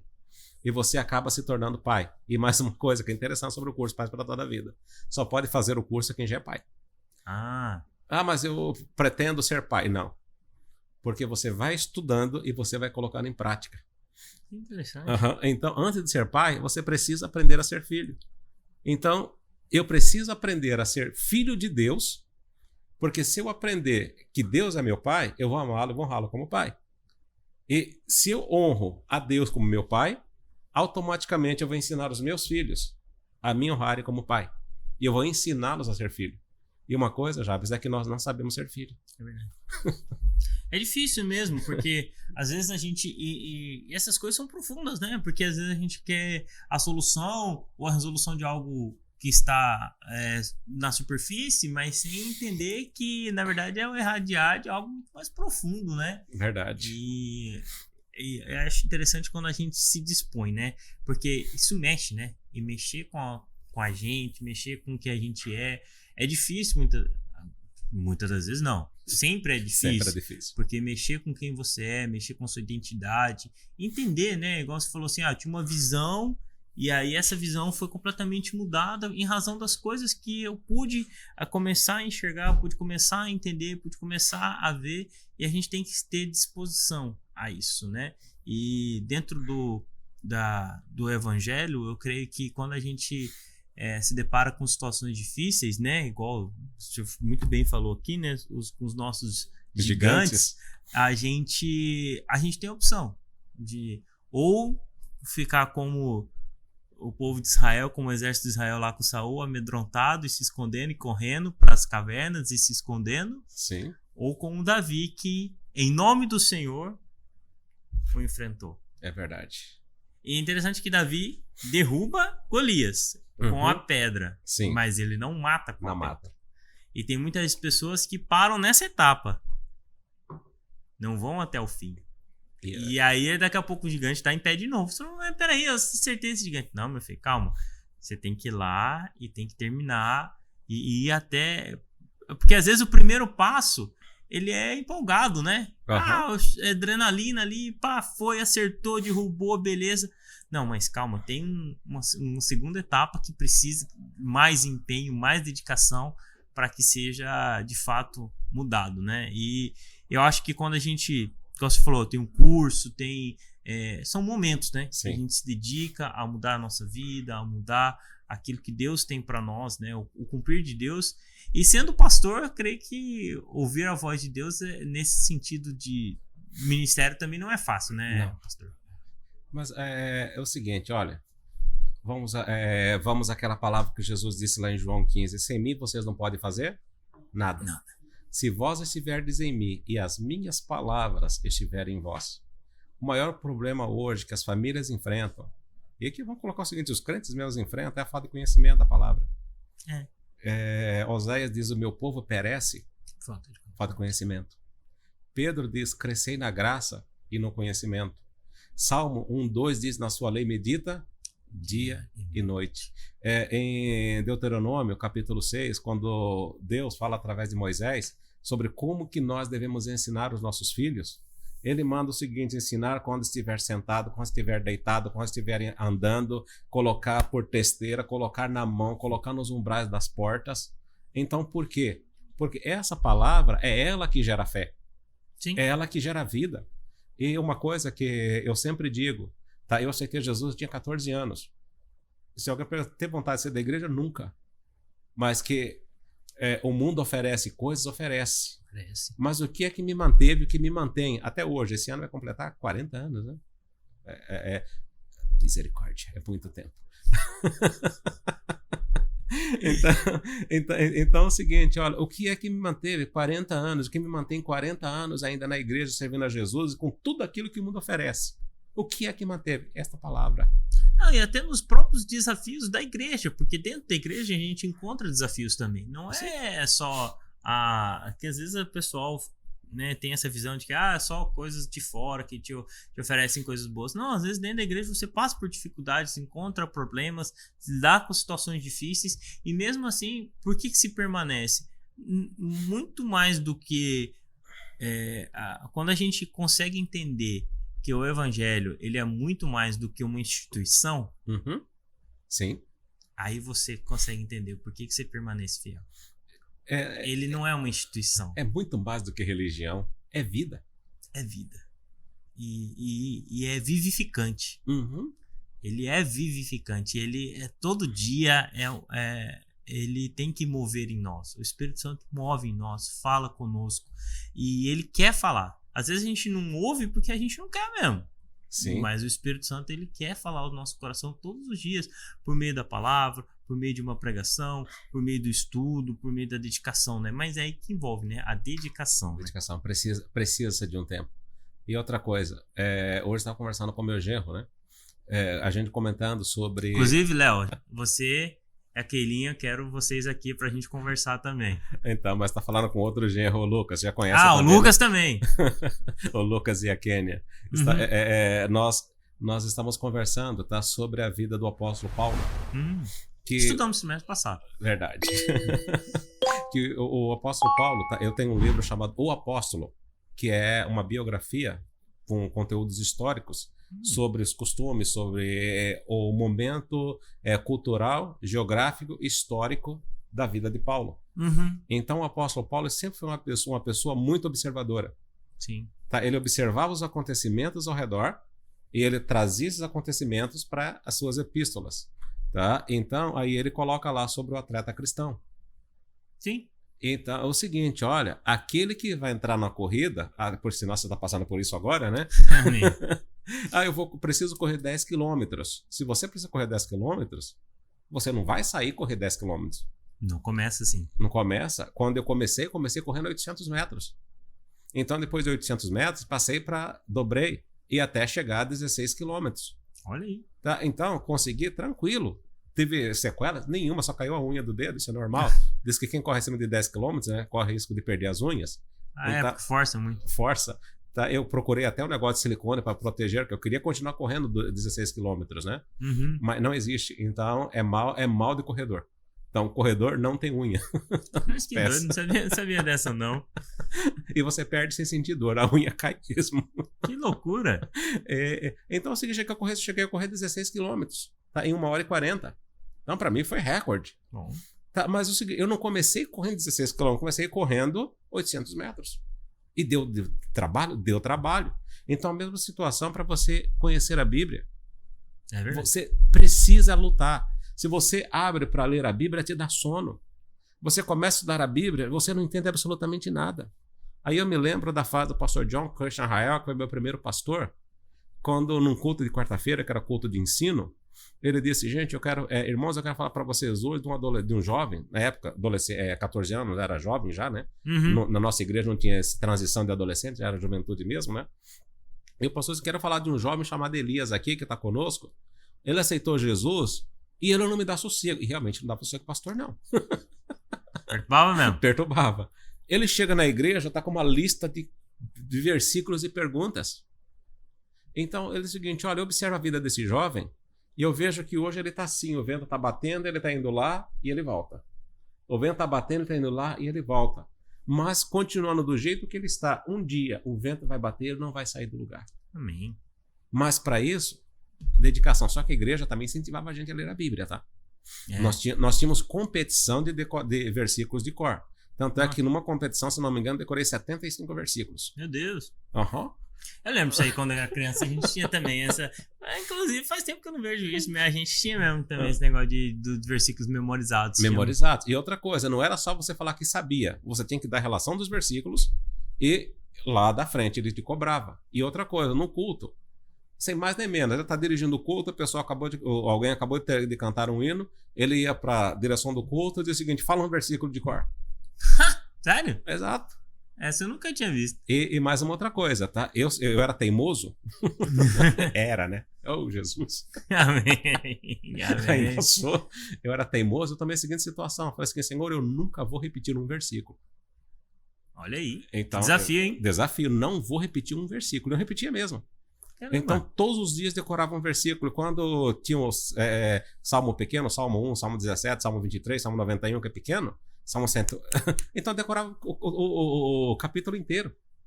E sabe uma coisa interessante? Até comentei na Escola Bíblica Dominical, lá em Guaratuba, que eu sou professor também, tá? Também da Escola Bíblica Dominical. Eu comentei e falei o seguinte, olha, quando eu ainda era novo convertido, adolescente, eu tive um sonho. Que eu não sei se é sonho ou se é uma visão. Mas a minha mãe, eu morava aqui no bairro da Lixeira. Sim. Tá? Não sei se você conhece o bairro da Lixeira. Sim. Tá? Então, a minha mãe tinha aquele fogão de lenha desativado. E sobre aquele fogão ela colocou uma bacia com cebolinha e tinha um espaçozinho só onde eu gostava de sentar para estudar. Então, eu levantava cedo e sentava ali para estudar porque eu queria aprender, né? Aliás, porque eu sempre fui o melhor aluno da sala, tá? Você ia lá no da escola secular. Então, eu sentava naquele fogão lá e lá eu estudava. E aquele lugar também eu aprendi a sentar para decorar versículos. Ah, que legal. Então, eu sentava ali e escolhia aleatoriamente um versículo bíblico e começava a decorar aquele versículo. E quando, por exemplo, eu quis decorar o Salmo número 1, eu fiquei ali remoendo e não saí de cima daquele fogão enquanto não decorei o Salmo número 1. E teve um dia, eu tive para mim, não sei se é sonho, por isso que eu disse que não sei se é sonho, se é revelação, é que quem estava sentado naquele lugarzinho que eu sentava era Jesus. Amém. E eu estava sentado no chão, com a cabeça levantada assim, olhando para ele. Jabes, as palavras que saíam da boca de Jesus, elas penetravam. E eu fazia assim, escorria. Não tem quando você come uma coisa tão gostosa que começa a escorrer assim? Incrível, hein? Eu que já era apaixonado pela Bíblia, daquele dia em diante, a minha paixão se tornou maior. E mais uma outra coisa, a Bíblia nunca mais me deu sono. A Bíblia se tornou para mim um livro aberto. Eu não sei como eu posso explicar, mas na história infantil acho que alguém consegue entender o que eu estou dizendo. Uhum. É como se eu abrisse a Bíblia e começasse a ler, eu entro nesse mundo espiritual. Incrível. Eu consigo ver, consigo enxergar tudo. Incrível. Então, Que mas por experiência. quê? É coisa que aconteceu depois dessa visão. Então, por isso que eu sou apaixonado. Você acho que percebeu, né? Não, com certeza, com certeza. E é bom a gente encontrar pessoas que são apaixonadas pela palavra de Deus, porque a gente tem hoje em dia um sentimento das pessoas, até dentro da própria igreja, de não querer se aprofundar muito na palavra de Deus. Ah, menino, isso aqui é um tesouro. E você só consegue compreender verdadeiramente Deus quando você vai fundo na palavra dele. Porque esse é o caminho. Uhum. É por mais do que...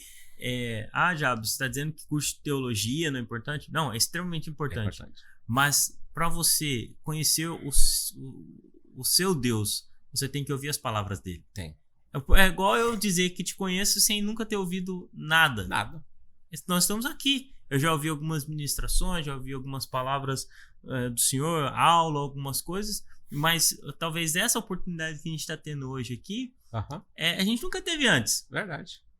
E agora eu posso dizer que te conheço melhor, não em profundo, Sim. mas já te conheço mais do que antes. Por quê? Porque assim é com Deus. Assim porque quando a gente lê a palavra dele, nós conhecemos o seu caráter, as suas ações, o seu amor. E principalmente, né, o relacionamento com Deus só tem como evoluir dessa forma. É uma coisa interessante, no início da escola dominical desse ano, né? Uhum. Que foi a inerrante, infalível palavra de Deus, foi o trimestre passado. Uhum. Fui eu quem fiz a abertura lá em Guaratuba, tá? Eu congrego na sede. Uhum. Então, eu fiz a abertura no culto de domingo, né? O pastor pediu para fazer a abertura no culto domingo à noite. Olha aí. Então... Que diferente. Responsabilidade também. E eu disse uma coisa muito interessante. Falei o seguinte, olha, gente, quando eu e a Quitéria namorávamos, isso lá em 1986, bem ali, na época, telefone celular não existia. Orelhão, as fichas custavam caras e era só 3 minutos. Tá? Então, a comunicação era difícil, mas só que o correio fornecia um serviço chamado aerograma, que era mais barato do que um selo e tinha a velocidade de um telegrama. Então, eu não comprava uma folha, eu comprava um maço. E todos os dias eu escrevia uma carta, não dá pra que a minha letra é feia pra burro, tá? Às vezes eu escrevo nem eu entendo o que eu escrevi. Então eu datilografava uma carta para ela, fechava e colocava de manhã no correio, 3 horas da tarde, chegava na casa dela. Que legal. Então o correio já foi eficiente, tá?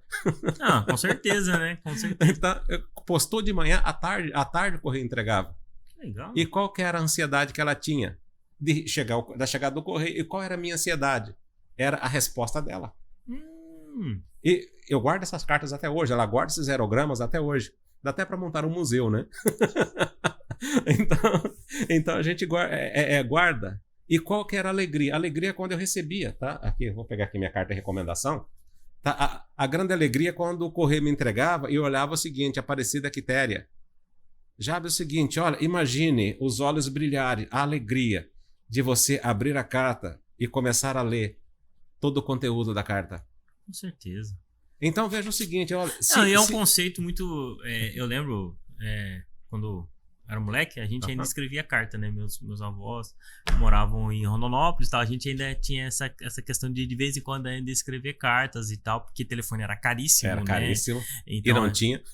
Então assim, era realmente uma opção viável, a única opção viável era escrever cartas, né? E realmente você pegar algo que alguém dedicou um tempo para escrever. Sim. E você dedicar um tempo para ler e pensar como responder. Exato. Então é o seguinte, eu peguei essa analogia e trouxe e falei o seguinte, irmãos, tá vendo isso aqui, ó?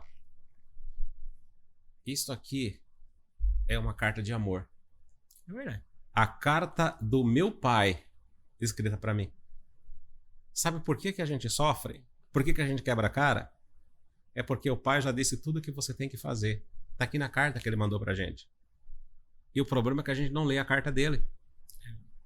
E quer brigar com ele. E quer brigar com ele. Tá? Então é o seguinte, olha, a Quitéria, quando mandava para mim a carta, eu me alegrava em abrir a carta e ler a carta, porque ela estava escrevendo. Eu sabia que aquilo tinha partido do coração dela. Então, quando eu abro a Bíblia e começo a ler a Bíblia, desculpa, gente, a minha Bíblia é toda cheia de anotações. Mas é assim. então é o seguinte, quando eu começo a ler a Bíblia, eu começo a perceber o seguinte, olha, que meu pai, antes de eu ter nascido, ele já se preocupou comigo, ele já deixou escrito. E mais uma outra coisa, ele não apenas deixou, mas ele está presente. Sim. E mais uma outra coisa, quando eu leio aqui e não entendo, o Espírito aqui me explica o seguinte, está dizendo assim. A Bíblia é o livro que você pode ler com o autor à sua disposição. É verdade. E se você não entende, ele te explica. Explica. Basta você querer ler. Se ela ficar fechadinha ou se ela ficar como um objeto de sorte em cima da sua mesa ou dentro em qualquer lugar, ela não tem um efeito. Não. Mas a partir do momento que você lê, você traz ela para si, o Espírito Santo não nos decepciona.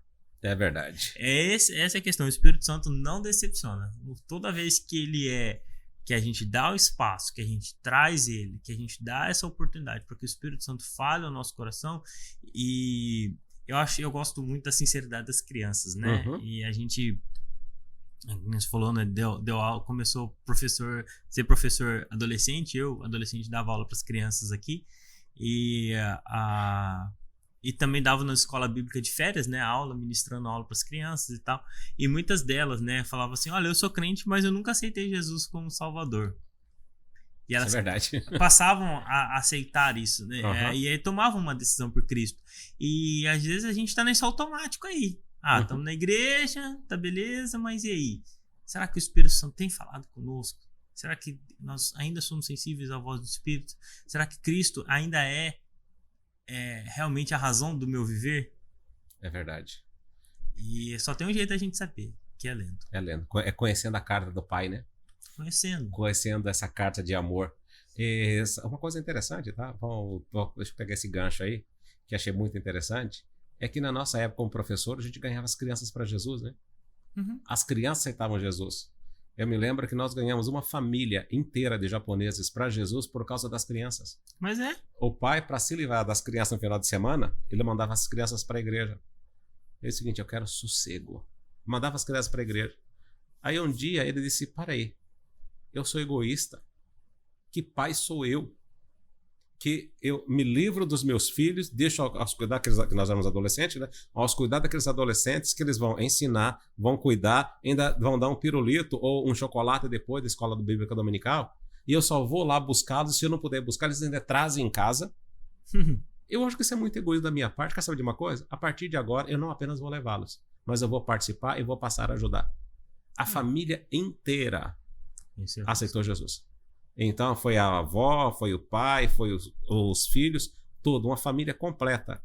Então é o seguinte, mas também a gente chamava as crianças para aceitar Jesus. Fazíamos apelo para as crianças, ensinávamos as crianças que querem aceitar Jesus. Hoje nem os adolescentes sabem o que é isso. Eu até já comentei de uma vez de um jovem que eu perguntei para ele, falei, cara, quando que foi que você tomou sua decisão por Cristo? E ele não soube me dizer. Ele fala assim, eu vim na igreja. E aí eu falo, não, cara, tudo bem, mas qual o momento que você tomou você orou? Ele não soube. Inclusive, esse jovem encontra-se afastado hoje. E é uma tristeza para mim.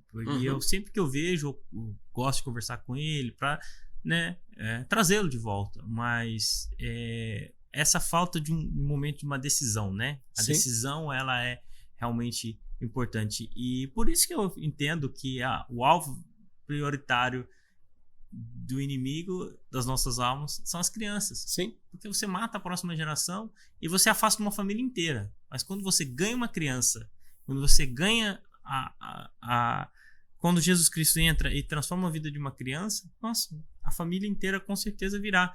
E a gente sempre, minha mãe, até já comentei isso, né? Minha mãe, ela ministrou muito tempo curso, e ministra ainda curso para professores e tal, né? Uhum. E aí, um dos desafios é que os alunos evangelizem uma criança, pelo menos uma ou duas crianças, acho que 2 ou 3 crianças. As crianças não precisam tomar decisão por Cristo, mas que elas falem do evangelho para elas. E a pergunta que a gente normalmente faz assim: então, você já evangelizou o seu filho? E a resposta normalmente é: nossa, não pensei que precisava. E aí a gente volta na família. E uma coisa interessante seguinte, sobre você falar de Jesus para a família, ou dentro da família, que é algo bastante complexo. Até teve um pastor que disse a seguinte frase: se você conseguir ganhar um irmão seu para Jesus, você está pronto para ganhar o mundo todo. Sim. Mas sabe por quê? O lugar mais difícil da gente ser crente é em casa. Com certeza. Não é no mundo, não é no mundo. Nem na igreja, mas o lugar mais difícil é em casa. É com os nossos irmãos. Uhum. E graças a Deus já ganhei irmãos para Jesus, tá? Amém, glória a Deus. Não, e é o desafio, porque é quem te conhece. Né? Quando o desafio do próprio Cristo. Sim, foi com a família. É com a família, com seus vizinhos, é com quem estava ali ao seu redor. Né? O próprio Jesus teve a sua dificuldade. Tanto é que perguntaram: isso aqui não é filho do carpinteiro José e não está entre nós aqui, os seus irmãos? Quem que é esse, né? Aí eu me lembro da frase da minha mãe: você que nem saiu da fralda quer me ensinar? Verdade. Falei: mãe, tá bom. Mas, no entanto, porque minha mãe tornou aluna minha. Olha aí. Então, minha mãe aceitou Jesus, tornou aluna minha, a gente fazia estudo bíblico. Então é o seguinte, olha, Deus muda as coisas. Com certeza. Tá? E sabe uma coisa interessante, tá? Vamos trazer Deus para a família. O problema, tá? A gente vai voltar na paternidade de novo. Sim. Tá? O problema de nós conseguirmos levar os nossos filhos a Jesus é porque os nossos filhos não veem Jesus em nós. Quando eu comecei a namorar a Quitéria, na verdade, a Quitéria, acho que você conhece minha esposa, né? Uhum. Tá? Então, eu não tinha intenção de namorá-la. Era uma jovem que chegou na igreja, e quando ela chegou na igreja, sabe quando você vê uma pessoa que sente compaixão? Uhum. Tá? Então, quando senti compaixão, me aproximei para auxiliá-la. E quando comecei a auxiliá-la, me tornei o discipulador dela. E como discipulador, ela se apaixonou por Jesus. Legal. Então, ela diz o seguinte: olha, quando eu olhava para você, eu via Jesus. Então, eu quis isso. E aí, depois ela está preparada, treinada, pronta para...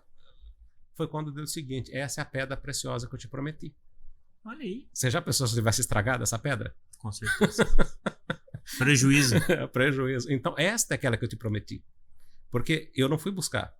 Tanto é que eu brinco com ela: que eu nem te pedi em casamento, foi Deus que fez isso tudo. Outra hora eu conto a história. Não fui eu que te pedi, foi Deus. E outra coisa, todos os empecilhos que você criou, que ela criou vários empecilhos para a gente não se casar. Olha aí. E Deus resolveu todos os empecilhos. Tanto é que uma pergunta que até fiz para uma pessoa essa semana, né? Você conhece algum jovem que antes de completar 18 anos, está em agosto, já completei 18 anos, foi em outubro, que com 18 anos, eu completei 18 anos em agosto, em outubro, eu já tinha a casa e já tinha todos os móveis? Você estava preparado mesmo, hein? Uhum. Você conhece algum jovem que tenha passado por isso? Não conheço, que o jovem com 17 anos quer cair na gandaia. Falei: pois é. Quando Deus colocou a Quitéria na minha vida, não apenas colocou, mas deu as direções para tudo que tem que se fazer. E no dia que cheguei para ela, falei o seguinte: Quitéria, já comprei, já estávamos noivos, né? O nosso noivado foi de 8 meses só, tá? E eu disse para ela o seguinte: Quitéria, já compramos todos os móveis e agora eu acho que eu vou alugar uma casa para colocar esses móveis para desentulhar a casa da tua mãe, que a mãe dela tinha emprestado um cômodo pra gente, né? Falei: para desentulhar. Ela deu a seguinte resposta, que foi doída: quem casa quer casa, se for para morar de aluguel, eu não moro. Olha aí. E também não caso. Comprar uma casa não é fácil, não. Sei. Tá. Eu sei muito bem que não é fácil, não. As pessoas falam: não, mas o seguinte, naquela época era mais fácil. Gente, tanto faz. Só mudou a época, os valores continuam os mesmos. A dificuldade é a mesma. É a mesma.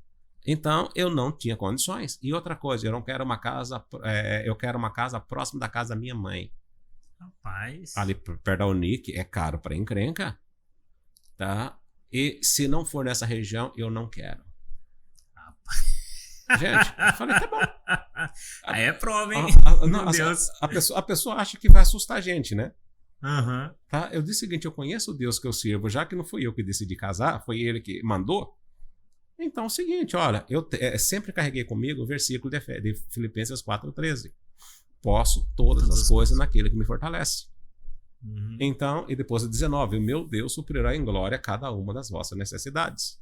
Uhum. Tá? Eu disse o seguinte, Senhor, ó, ela quer casa, eu não tenho casa, e onde ela quer eu não tenho condição de comprar. Se for para eu comprar, vai ter que ser lá no Pedra 90, na época não existia Pedra 90, né? Mas, exemplo. Zonas essa zona bem opções distante. mais afastadas. É assim, bem afastada e bota longe que não é brincadeira. Eu não tenho condições. Ela quer nessa imediação, essa imediação é impossível para mim. Jabes é o seguinte, olha como Deus é bom. Na semana seguinte surgiu uma oportunidade no escritório, tá, que eu trabalhava com a imobiliária, né? Surgiu uma oportunidade no escritório, a pessoa chegou para mim e falou o seguinte, Elias, olha, estou fechando um negócio da minha casa e eu volto na outra semana para poder negociar contigo. E eu perguntei, onde que é a casa? A casa é no Grande Terceiro, em tal lugar. Bem exatamente onde ela queria. Que Grande Terceiro é um bairro da Unic. Da Unic, exato. Onde ela queria. E Deus tinha falado que a gente não ia morar nem perto nem longe da mãe dela. Não é tão perto, mas também não é longe, né? Uhum. Tá? Então, enquanto ele dava a descrição e o lugar e o negócio que eu já estava fazendo, já estava até com um contrato assinado, e eu falei o seguinte, Senhor, eu quero essa casa. Saca aquela oração em silêncio? Sim. Senhor, eu quero essa casa. Tá bom, mas fiz essa oração e fiquei quieto. Interna, né? Não abri nem a boca. E ele foi embora e na semana seguinte ele voltou e falou o seguinte, Elias, olha, eu não sei o que aconteceu. Tá aqui, ó, tô com o contrato assinado, todo o documento pronto. Era só meu primo que estava comprando a casa, era só ele já me pagar, porque tá aqui, tá até assinado já, e a casa é dele. Ele desistiu e não deu justificativa nenhuma. E ele desistiu da casa. Ele não quer mais a casa e agora eu preciso de um tempo maior para poder vendê-la. E eu falei, qual que é o valor? Aí ele colocou o valor. Falei, Jesus, esse valor está no meu orçamento, esse eu consigo pagar. Na verdade, ele ofereceu para a minha casa por o valor de 1/3 do valor que a casa valia. Olha. Verdade. E depois o seguinte, ele me doou tanta coisa, eu ganhei tanta coisa, que basicamente vou dizer o seguinte, Deus me deu a casa de presente. Que bênção. E realmente tá. Aí eu mostrei, foi o seguinte, Quitério, tá aqui a casa que Deus nos deu. E agora? aí veio outra coisa, né? A casa também estava detonada. Parecia que tinha sido feito filme de terror na casa. Falei, Quitéria, tá aqui. E agora o que a gente faz? Vamos reformá-la. Como reformar? Faz a lista de tudo que você precisa. Ela trabalhava na casa matéria de construção, né?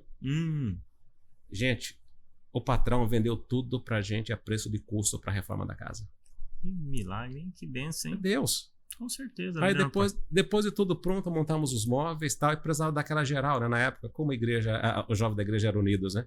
Precisava daquela geral. O seguinte, gente, sabe aquelas formigas?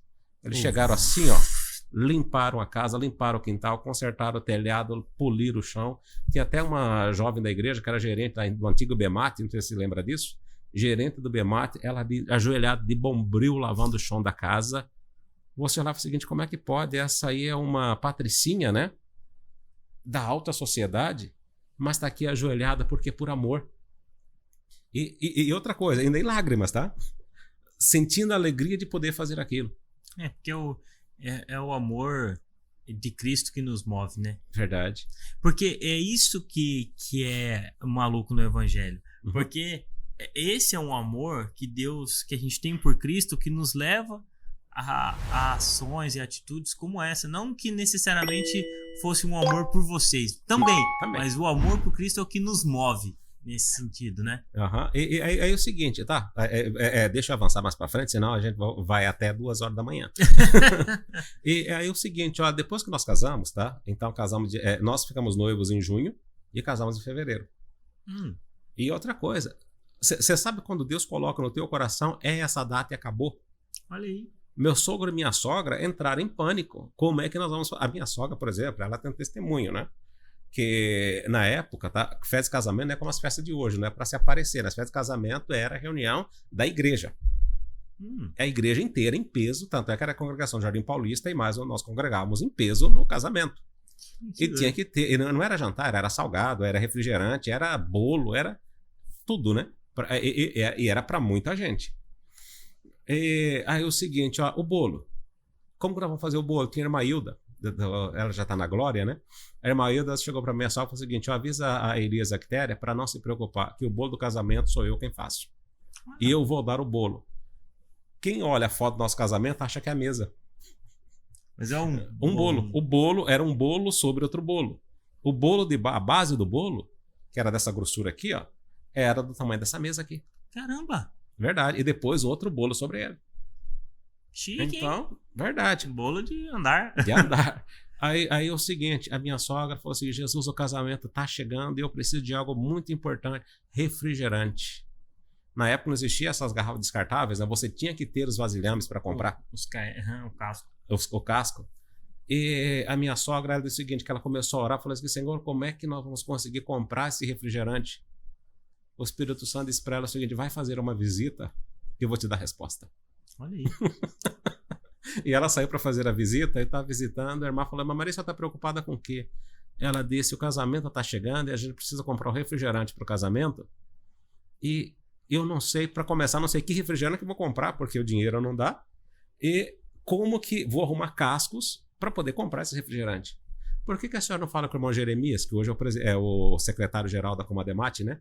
Por que o senhor não fala com o irmão Jeremias? Ele é o responsável, na época, o responsável geral pela Coca-Cola. Ele que coordena a Coca-Cola aqui em Cuiabá. Fala com ele. Minha sogra disse que 6 da manhã estava sentado na porta da casa dele esperando eles acordarem. E aí ele não falou, perdeu tempo também. Não perdeu tempo. Então, Deus deu a resposta da visita, né? E ela já correu atrás, 6 horas da manhã, esperando eles. Ela ficou sentada na área deles até eles acordarem. Aí acordaram, hoje o pastor Jeremias, ele fala pastor Jeremias como mais bonito, né? Tá? Na época ele era presbítero. Ele falou o seguinte, Dona Maria, o que a senhora está fazendo aqui? Jeremias, você sabe que a minha filha está casando, né? Sim. Nós precisamos de refrigerante e eu não tenho casco e não tenho dinheiro e... Colocou a situação dela, né? Não se preocupa, Dona Maria. Se preocupa apenas com o gelo que eu mando o caminhão. Olha, chique, hein? Jabes, o seguinte, a Coca-Cola era coisa de rico. Com certeza. Na época, só quem era rico tomava Coca-Cola. Ele mandou descarregar um caminhão de Coca-Cola lá na casa. Que bênção. Então, Jabes, o que Deus faz é incrível. Então, a Quitéria viu Deus na minha vida. A minha sogra viu Deus na gente. E Amém. Esse Deus irradiou para a família toda.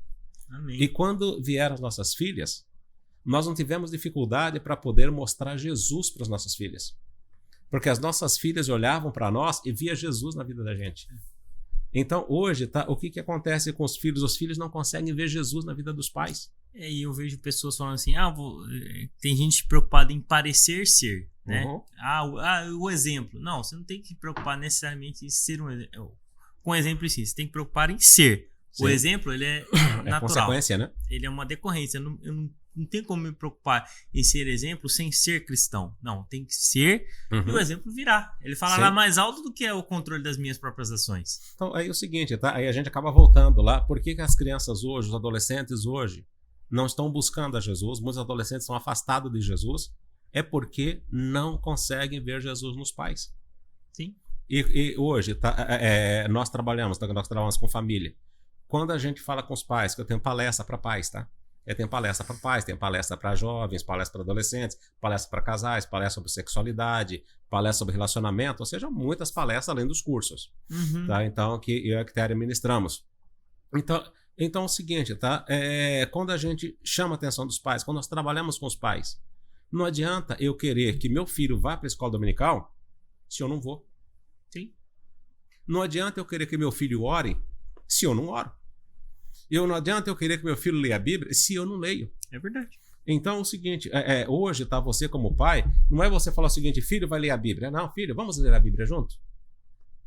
É verdade. Então vamos orar juntos? Vamos exercitar a nossa fé junto? Para as meninas, o que eu ensinava? Você precisa de alguma coisa? Precisa. Não peça para mim. Peça para Deus. Mas por quê? Porque quando vocês pedem para Deus, Deus ou me dará condições de poder comprar ou dar aquilo que vocês querem, ou Deus fará com que outra pessoa traga aquilo que vocês precisam. E aí, então, por isso que a gente volta lá para Provérbios 22:6, né? Ensina a criança no caminho que deve andar, e até quando se envelhecer, não se desviará dele.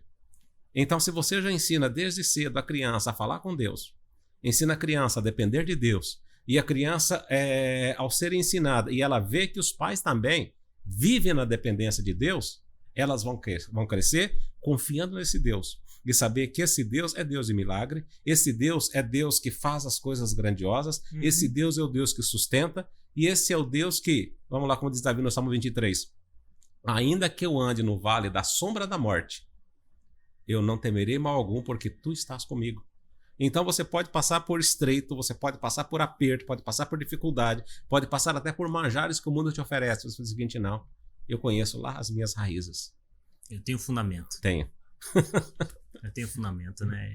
Eu acho que é a parábola da construção da casa sobre a rocha e sobre a areia. Não importa a edificação de cima, não importa o que é importante. É a base. É a base. É o que é o fundamento, o que te sustenta, o que vai fazer com que você de fato passe por situações, eventos e dificuldades, igual o seu pastor falou, né? Às vezes ia para lá e para cá, mas ficava aqui, né? O importante é que, por mais que a base era firme, né? Então, eu acho que isso é muito importante, né? E o que a gente acabou falando hoje bastante sobre família nesse sentido, né? Como Sim. família, a gente está preocupado em estar sedimentado, estar junto. E, pastor, quero agradecer a sua presença. A gente podia continuar por horas e horas aqui, mas eu quero que o senhor venha mais vezes, trazer a Emaquitéria também, para a gente continuar a estender o nosso papo. Quero que você aí que nos acompanha, que você deixe o seu comentário, né? Que é o pastor de volta, assim com a Emaquitéria. Deixe o seu comentário aí pra gente. Não esqueça de deixar o like também, de se inscrever aqui no canal da Adna. O canal da Adna está crescendo, graças a Deus. E, pastor, nesse sentido de agradecer, eu queria saber se o senhor quer também deixar alguma última palavra para o pessoal que está acompanhando aí com a gente, sendo que a gente tem um público mais variado possível aqui. Tem de adolescente, tem jovem, tem adulto, família, idoso, tem tudo. Vamos lá. Desde adolescente, eu sempre tive um sonho. E o meu sonho era de ter uma família que servisse a Deus. Benção. E não apenas uma família que servisse a Deus, mas o dia que eu chegasse na eternidade, dado mão com a minha esposa, dado mão com os meus filhos, com os netos e agora com os genros, né? Então, o seguinte, vale a pena sonhar, mas desde que os seus sonhos sejam em Deus. Amém. E quando você sonha em Deus, Deus realiza o que é impossível. Ao longo do nosso bate-papo, comentei alguns testemunhos, né? Algumas coisas daquilo que Deus fez na nossa vida. E Deus nos deu esse ministério, tá? Só para encerrar também agradecer, Deus nos deu esse ministério chamado Família Projeto de Deus. Então, nós estamos hoje morando lá em Guaratuba, Paraná. Deus nos mandou para lá. E o pastor presidente lá, pastor Bileca, é o seguinte: olha, é um presente que Deus mandou para a gente. Porque vocês são um presente. E tem ajudado muito a nossa casa, a nossa igreja, né? Então, é o seguinte, olha, nós estamos dispostos. E sempre para a gente, não há dificuldade quando o assunto é família. Amém. Se precisar de aconselhamento, olha só, nós estamos morando no Paraná, mas nós continuamos aconselhando pessoas da Santa Catarina, tanto aqui do sul quanto do oeste catarinense, que as pessoas procuram a gente, tá? Aqui de Cuiabá, Várzea Grande, interior de Mato Grosso, que são as pessoas que nos acompanham pelas redes sociais. Então, nos aconselhamos, fornecemos aconselhamento até para o pessoal da África. Tá? Da África já me procuraram, às vezes, alguns teve que procurar o tradutor para poder saber o que a pessoa queria, mas graças a Deus, quando alguém da língua portuguesa me procura, é fácil de poder responder, né? Apesar que tem algumas palavras que no português nosso é uma coisa, no português lá da África, de Moçambique, por exemplo, é diferente, né? Sim. É bem diferente mesmo. Tem algumas coisas que pegam mesmo. Mas nosso projeto, nossa paixão, tá? Primeiramente, nossa paixão é Deus. Sim. Segunda, nossa paixão é família. Amém. Então, Deus colocou isso. E eu ia dizer no início, mas acabei não falando, que família não foi um ministério que eu escolhi. E ser pastor da família também não foi algo que eu escolhi. Quando Deus recolheu a Késia, Ele nos colocou para aconselhar as famílias. Porque as famílias, ao ver as nossas dores e ver que nós estávamos em pé, porque as pessoas esperavam que a gente caísse. Com certeza. Mas como nós estivemos em pé, então nós nos tornamos um farol para eles. Amém. E eles vieram procurar socorro na gente. E quando vieram procurar o socorro na gente, o pastor Rubens Ciro, que eu congregava com eles na subsede de Várzea Grande, ele me colocou na Nazareno FM. Então, por 4 anos, estivemos ali no programa Vida Nova. Então, sempre fazendo a programação. E o pastor Rubens me deu o título que em Mato Grosso nenhum pastor tem. Pastor da família. Então, pastor Elias é o pastor da família da Assembleia de Deus do Estado de Mato Grosso. Então, nenhum pastor tem. Tá? Mas por que ele me deu esse título?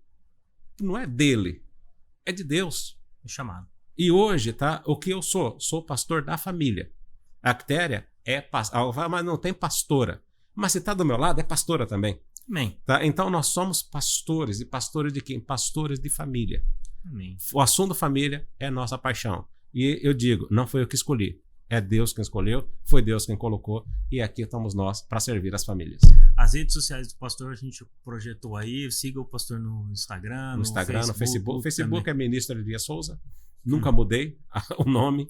Ministro Elias Souza. E estamos nós aí. Lá o pessoal consegue informação sobre o livro também. Consegue, né? também. Contigo, né, pastor? Sim. Então, o nosso livro, Vencendo os Gigantes da Alma, que eu já vou garantir o meu. Fala com o pastor. E a gente quer agradecer. Pastor, muito obrigado pela sua presença. E você que nos acompanha, também aí dê a sua sugestão. Quem você quer ouvir, quem você quer que a gente traga aqui. Nós vamos voltar com o pastor com certeza. Mas dê aí sugestões ou algum tema que você gostaria que a gente discutisse. Pode colocar aí no comentário e pra gente poder fomentar a nossa pauta. Muito obrigado, pastor. Muito obrigado mesmo. Posso fazer algo? Sim. Meu Deus, meu Pai. Em tua presença, Pai, no nome de Jesus. Te agradeço, Senhor, pela vida do Jabes. Te agradeço, Senhor, por essa oportunidade, essa porta, o qual o Senhor coloca não apenas para ele, Pai, mas para o ministério que o Senhor tem na vida dele e da sua família. Esteja, Senhor, o abençoando, guardando, e que tudo, Senhor, que aconteça, Senhor, nesse podcast, possa, Senhor, servir para o crescimento e desenvolvimento da tua obra, Pai. Usa, Senhor, cada palavra e o teu nome seja glorificado, no nome de Jesus. Amém. Amém. Não tínhamos jeito melhor de terminar. Obrigado e até a próxima.